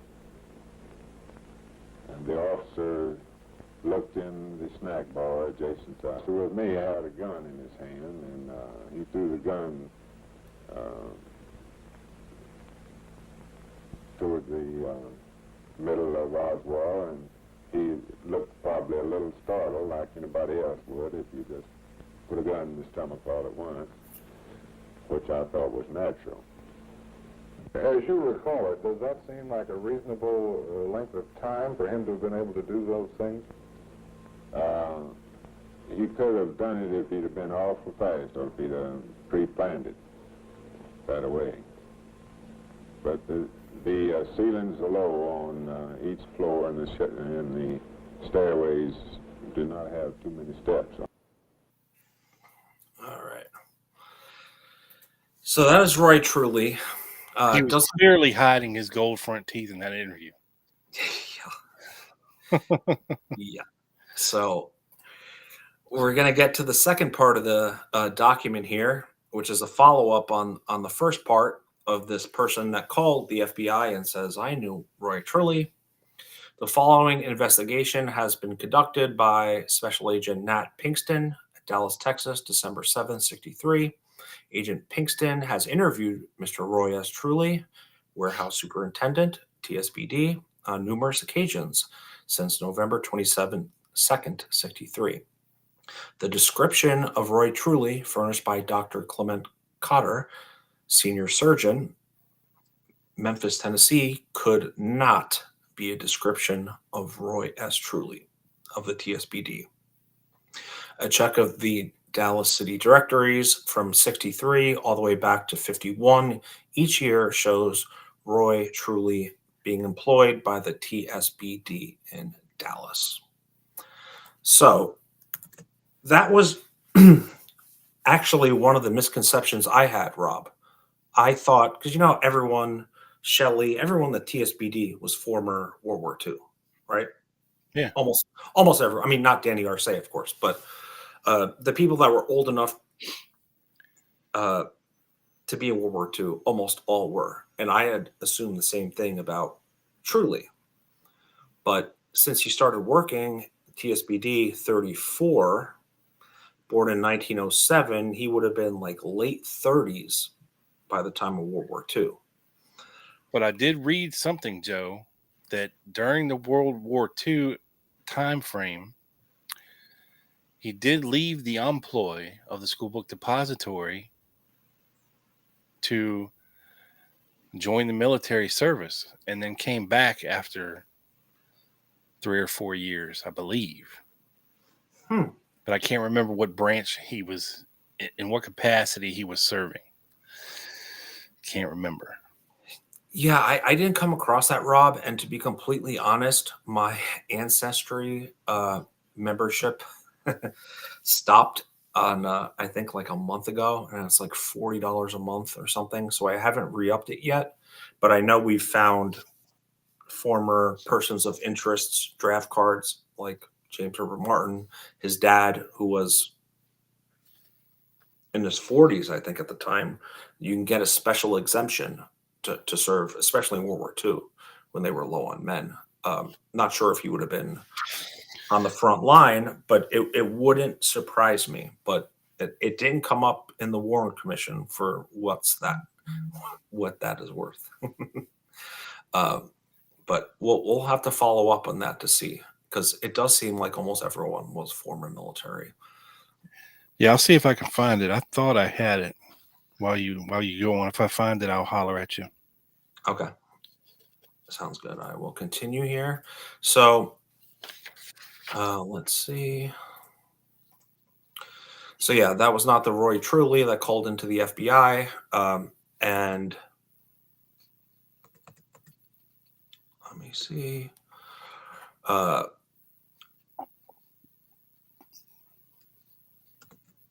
right. So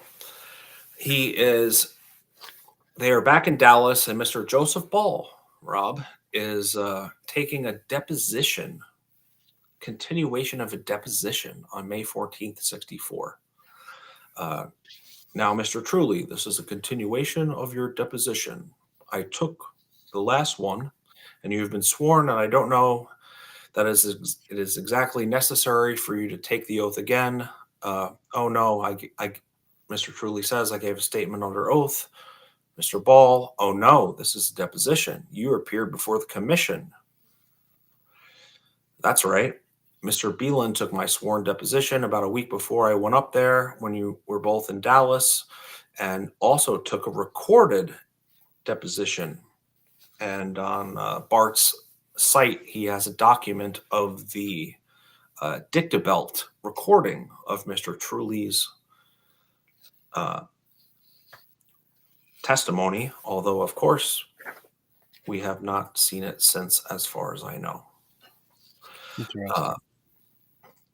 So they hear that interview very much. Yeah, that would be interesting, right?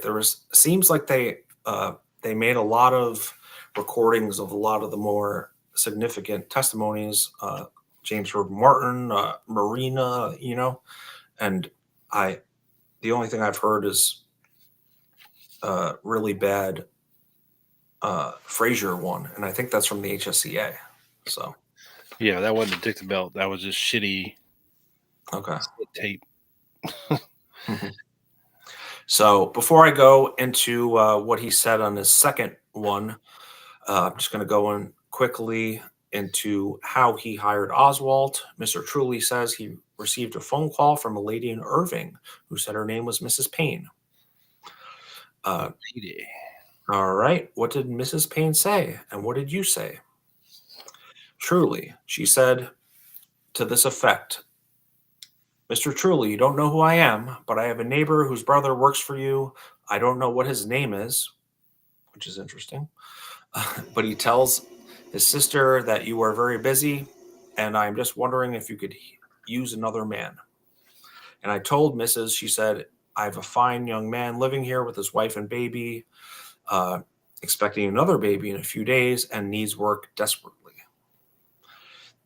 And Truly tells Mrs. Payne to send Lee down, and Mr. Truly would talk to him. He didn't have anything in mind from him on a permanent nature, but if he was suited, we could possibly use him for a brief time. Was there anything else from the conversation? Not really. Prior to, I'm just skipping into his first Warren Commission testimony to the relevant parts. Mr. Beelan asked Truly, prior to November 22nd, did you have any discussion with him about the presidential motorcade or hear him talk to anyone about it? Truly, I had never heard him talk to anyone, and I didn't talk to him myself. Any other things you could think about Oswald before November 22nd? Offhand, I can't recall a thing. Just like I said, he seemed to go about his business in a quiet way, didn't talk much, seemed to be doing a satisfactory job. So, kind of kept to himself, which is kind of consistent with the Oswald that we've talked about this past year. So, your testimony to the commission, and we're going back to the deposition back in Dallas. Do you recall any time that you saw any guns in the TSBD depository building? Mr. Ball asks. So this is interesting, Rob, because they're calling Truly back because they obviously heard something from someone else to ask him about this. And this is, of course, Mr. Warren Castor, who on November 20th, 2 days before the Wednesday, brought in 2 guns to the TSBD to show them off. Mr. Ball, now before inquiring into the circumstances of seeing 2 guns that belonged to Mr. Warren Castor on November 20th, 63, I'll ask you whether you or not you ever at any time before that or after saw any guns in the TSBD. Truly, never before. Mr. Ball, never before and between that date, Wednesday 20th and 22nd, did you ever see any guns in the TSBD? I did see guns there after the assassination, and he goes on to say the guns from the police officers, which is kind of a pointless questioning here. He goes on to say the only gun he saw after was the gun taken out by the detectives. Of course, the Carcano found on the 6th floor. Before the assassination, was there any other occasion besides the one we are inquiring about when you saw guns in the TSBD? Truly says never.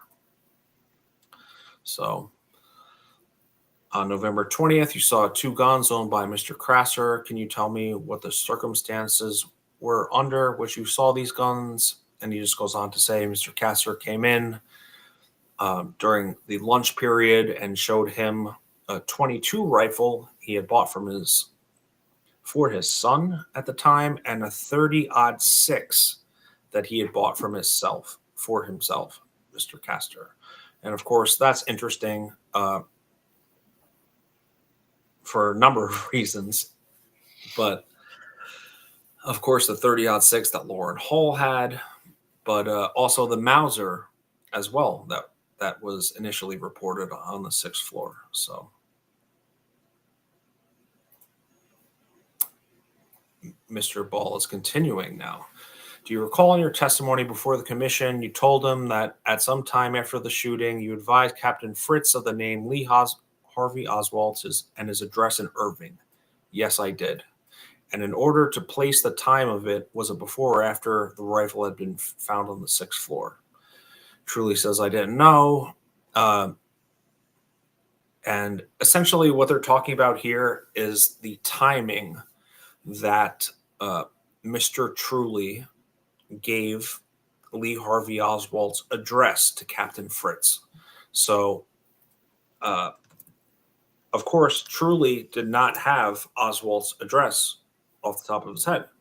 He had to call the payment office. I think it's like a Mr. Atkin, who then gave him. We had to pull Oswald's application. Yes, which was Ruth's Irving address. Yeah, which is why they went there. Right. So they didn't have the rooming house address on Beckley. So that begs the point, and I saw this was something that was argued about, I think on the education forum thread. Because a lot of people say because Ruth Payne contacted or made a call out to Truly, and Ruth Payne was maybe CIA, that Truly had to have been CIA. But if he was, would he not have the right address, or maybe not have the address offhand? Yeah. I don't know. But, he has to call the payments office, get an address, and he gets the wrong address. Yeah. You would think you have the right one. But again, I've done shows on this before about the Beckley Street rooming house. And the police were there way before they should have been. Yeah. Way before they should have known about that address. Right? Mm-hmm. So somebody knew he was staying there and tipped off the Dallas police. We just don't know who. Right. And of course, sorry. And of course, the police car honking outside of the rooming house, right, was Earlene Roberts saw. Tit tit. They knew where he was, but Truly says he didn't even give this to Fritz until around 1 p.m. or after 1 p.m. And that's only 1:15 when he reported Oswald as missing. So he didn't even have the information ready by 1:15. I think it was closer to 1:45. Yeah. When he actually gave him the Payne address. Mm-hmm. So just from that, it would indicate that Truly might not have been in on things. Just from that. I'm not saying he wasn't, but funny you brought that up, Rob, because of course Oswald wasn't the only person who was missing,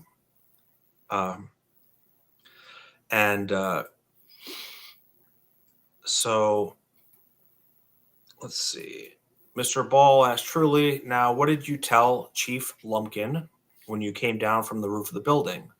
Truly, "When I noticed this boy was missing, I told Chief Lumpkin that we have a man that's missing," I said. "It may not mean anything, but he isn't here.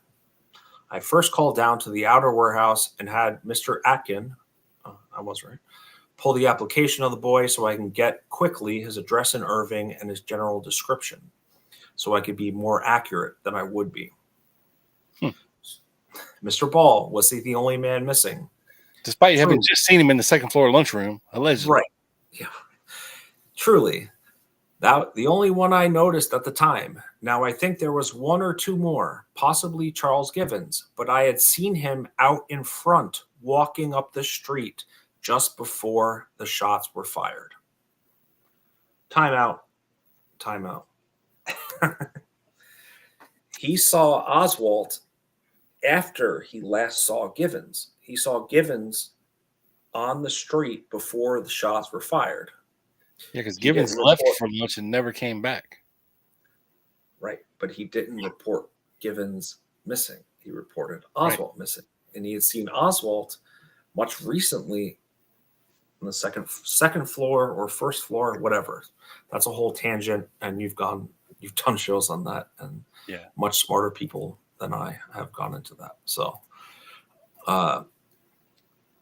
Continuing, where's the last place you saw Givens? Mr. Ball asks. Truly, the last place I remember seeing Givens was in the middle of the crossing, the middle of Houston Street. Walking in which direction? East, north of Elm. Did Givens come back to the building later? Ball asked. Truly, I didn't see him. Later on, he did. Well, when? How much later? Truly, much later, I suppose. I don't know his actions during that day. Mr. Paul, did he come back to the building? No. After the shooting, I can't say. So that is, of course, one of the big items of contention when it comes to Truly is, did he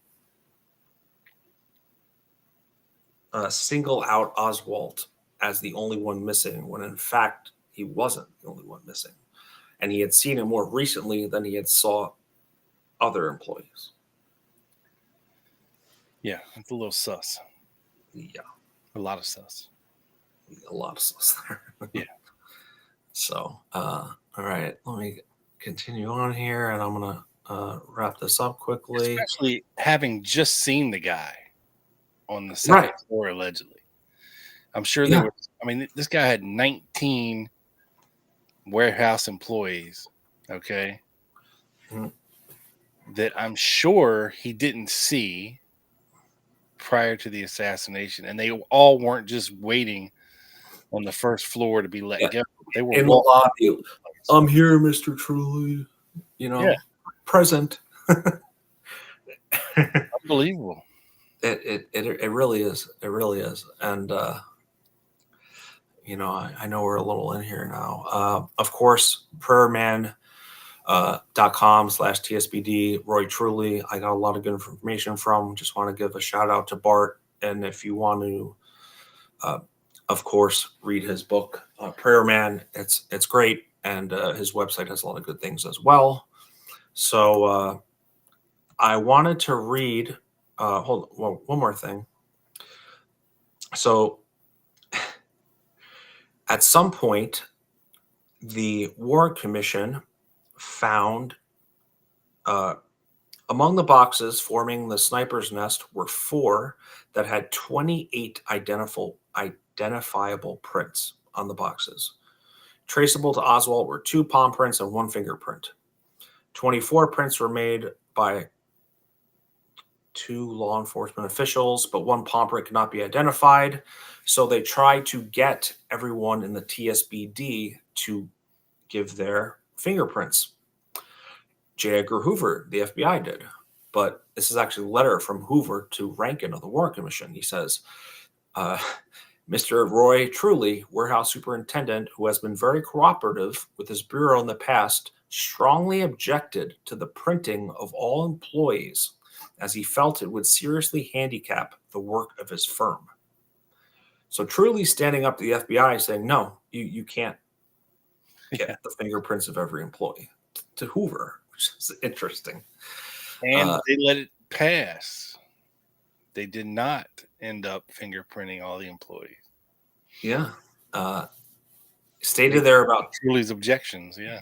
Yeah, which is a nice little tidbit I came out onto. But so of course, when we talk about the TSBD, Barry Ernst's book, The Girl on the Stairs, who I know we've done an episode for before, has a lot of great content of could Oswald have made it down the stairs with all the other activity on the stairs at that time, and in time to meet Truly and Baker on the second floor. But I want to read 3 quick pages from his book, pages 61 through 63. And this one's for Trey. I want to keep this sentence. The sun was just coming up the next morning as I entered, this is Barry Ernst talking, the Continental Trailways terminal. A dispatcher told me Kenneth Cody was off that day, but I could catch him the next day before 6 a.m., before his 6 a.m. run to Shreveport. That was just the first little paragraph of that, so I had to keep it in. Had to get to that gay 90s before it closed. Yeah. But then Ernst went off to the depository to talk with whomever I could find there, hopefully Victoria Adams, the main reason for this visit.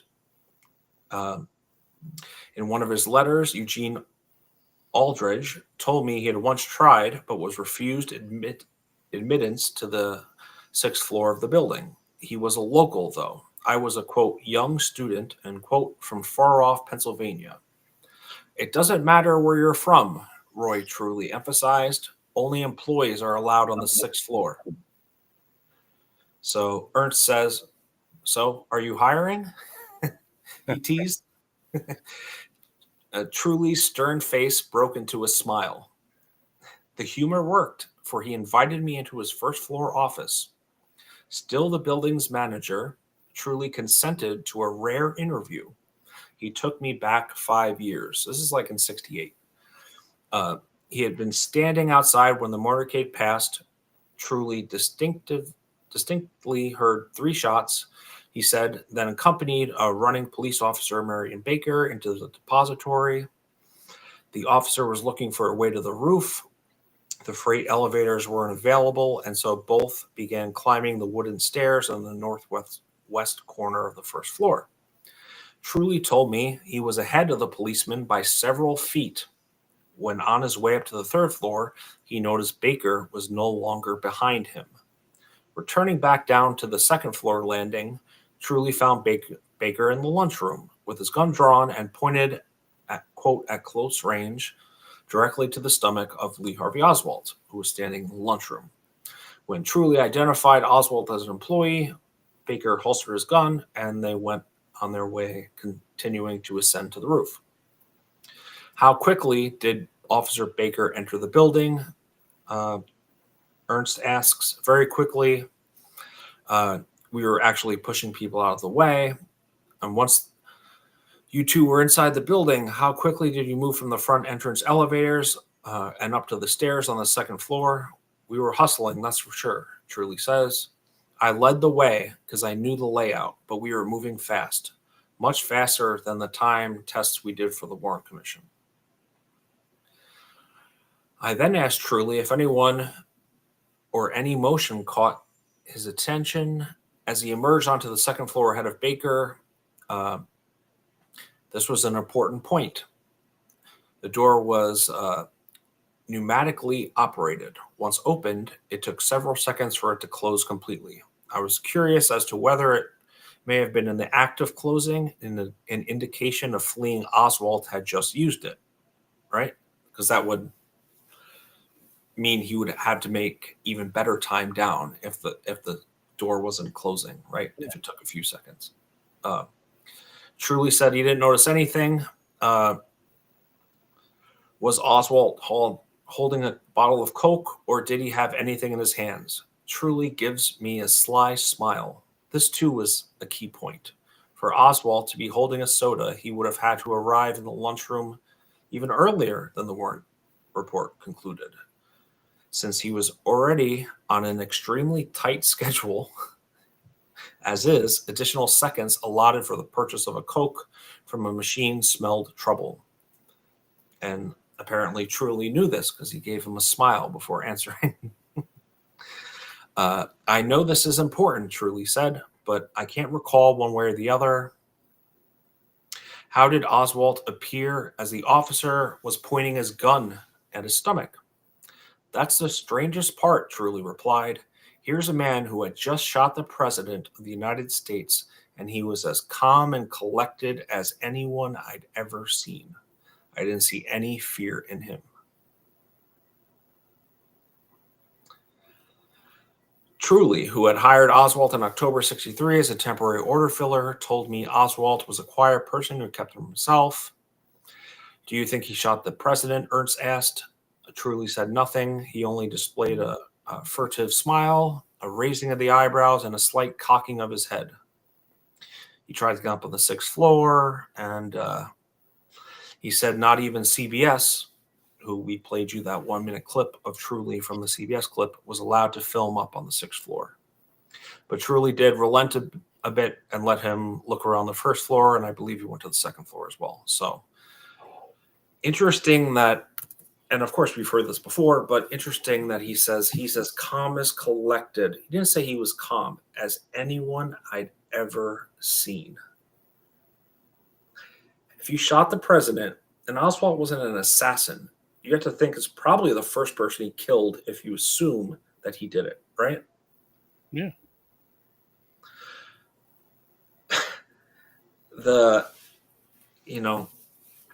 Your heart would be pounding. The adrenaline, running down the stairs, hiding the rifle, getting the coke, just to be as calm. Like a motherfucker, you'd be out of breath. Yeah. So interesting he says that. And of course, there's a ton else on Truly. I skipped a few slides because I know we're going a little long, but I just want to bring up one thing real quick in regards to one of the things or some of the contentious points on Truly that I might not have gotten to.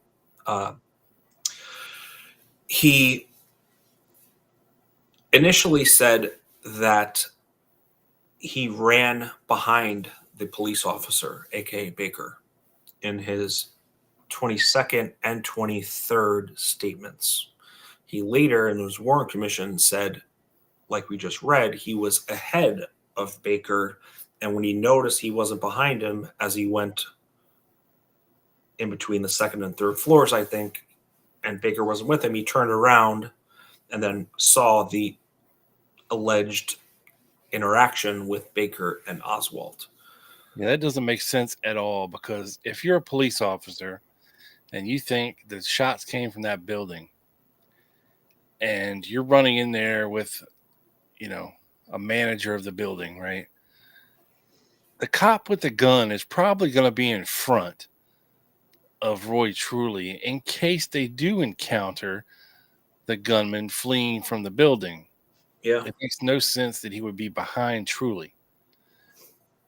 I don't think Truly was that stupid, to lead the charge in there to find this assassin who just killed the president, and he's in front with no weapon. That makes no sense whatsoever.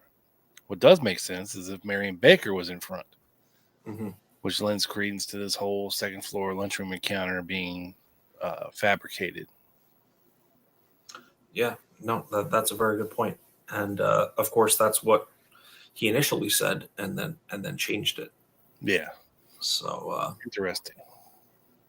Yeah. So I believe in Marion Baker's first day affidavit testimony, I don't think he even mentioned the second floor lunchroom encounter.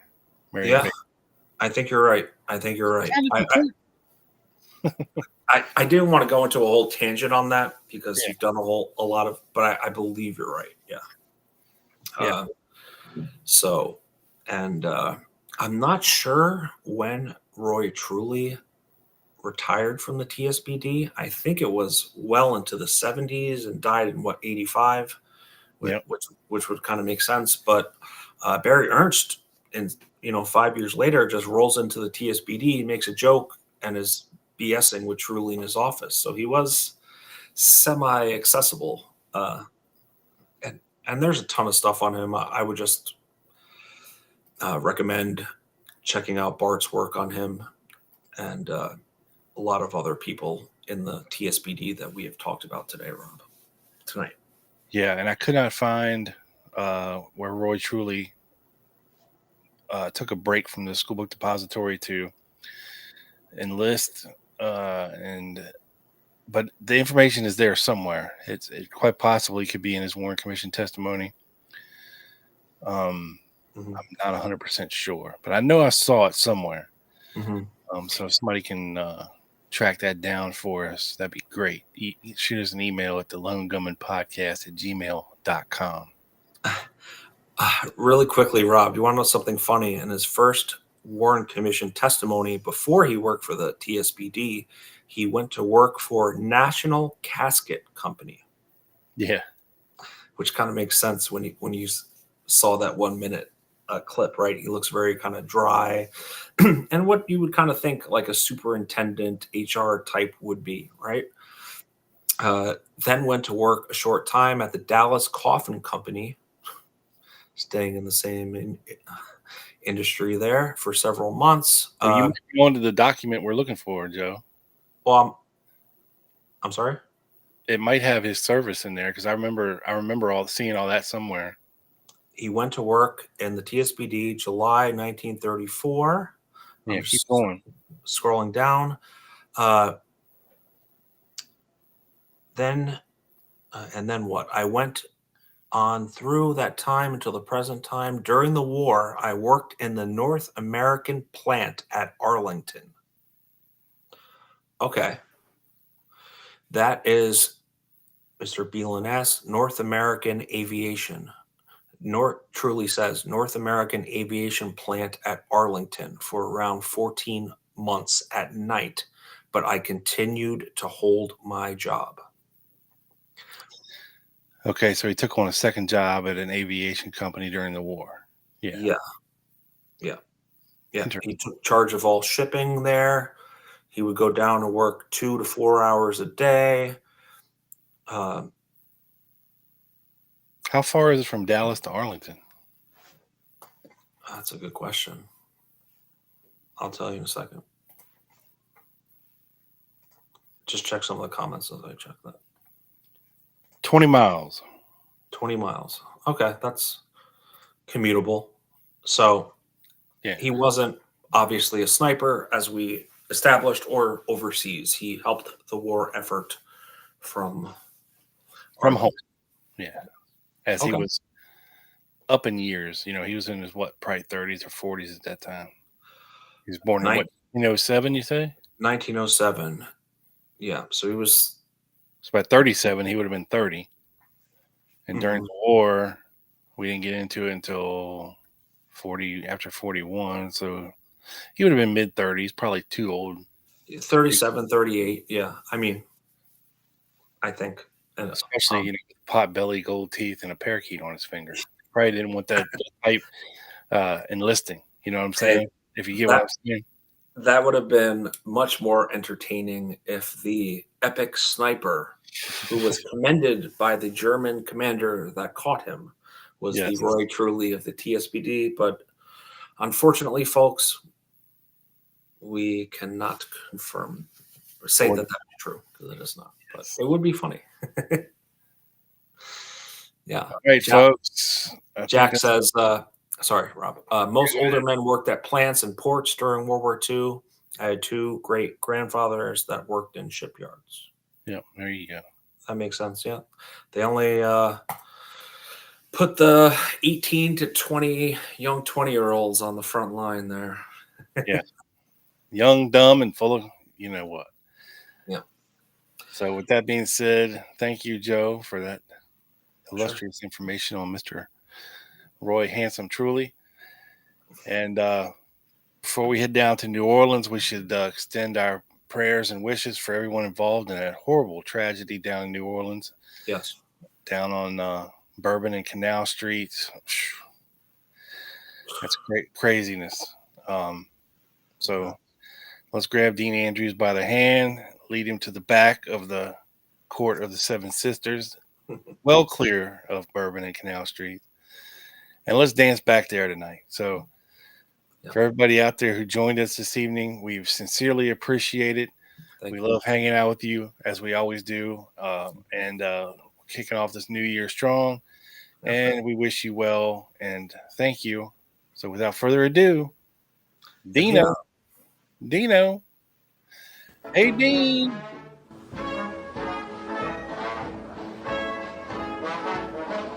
Ruby hears it and her head comes up. She knows I'm going to get her. Sweet.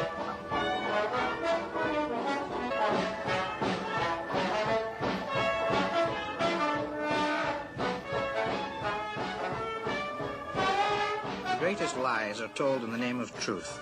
The greatest crimes are committed in the name of justice. The quotation is Jim Garrison's. Ruby! It could be used for him or against him in this strange case. Good night. Dance up, Ruby.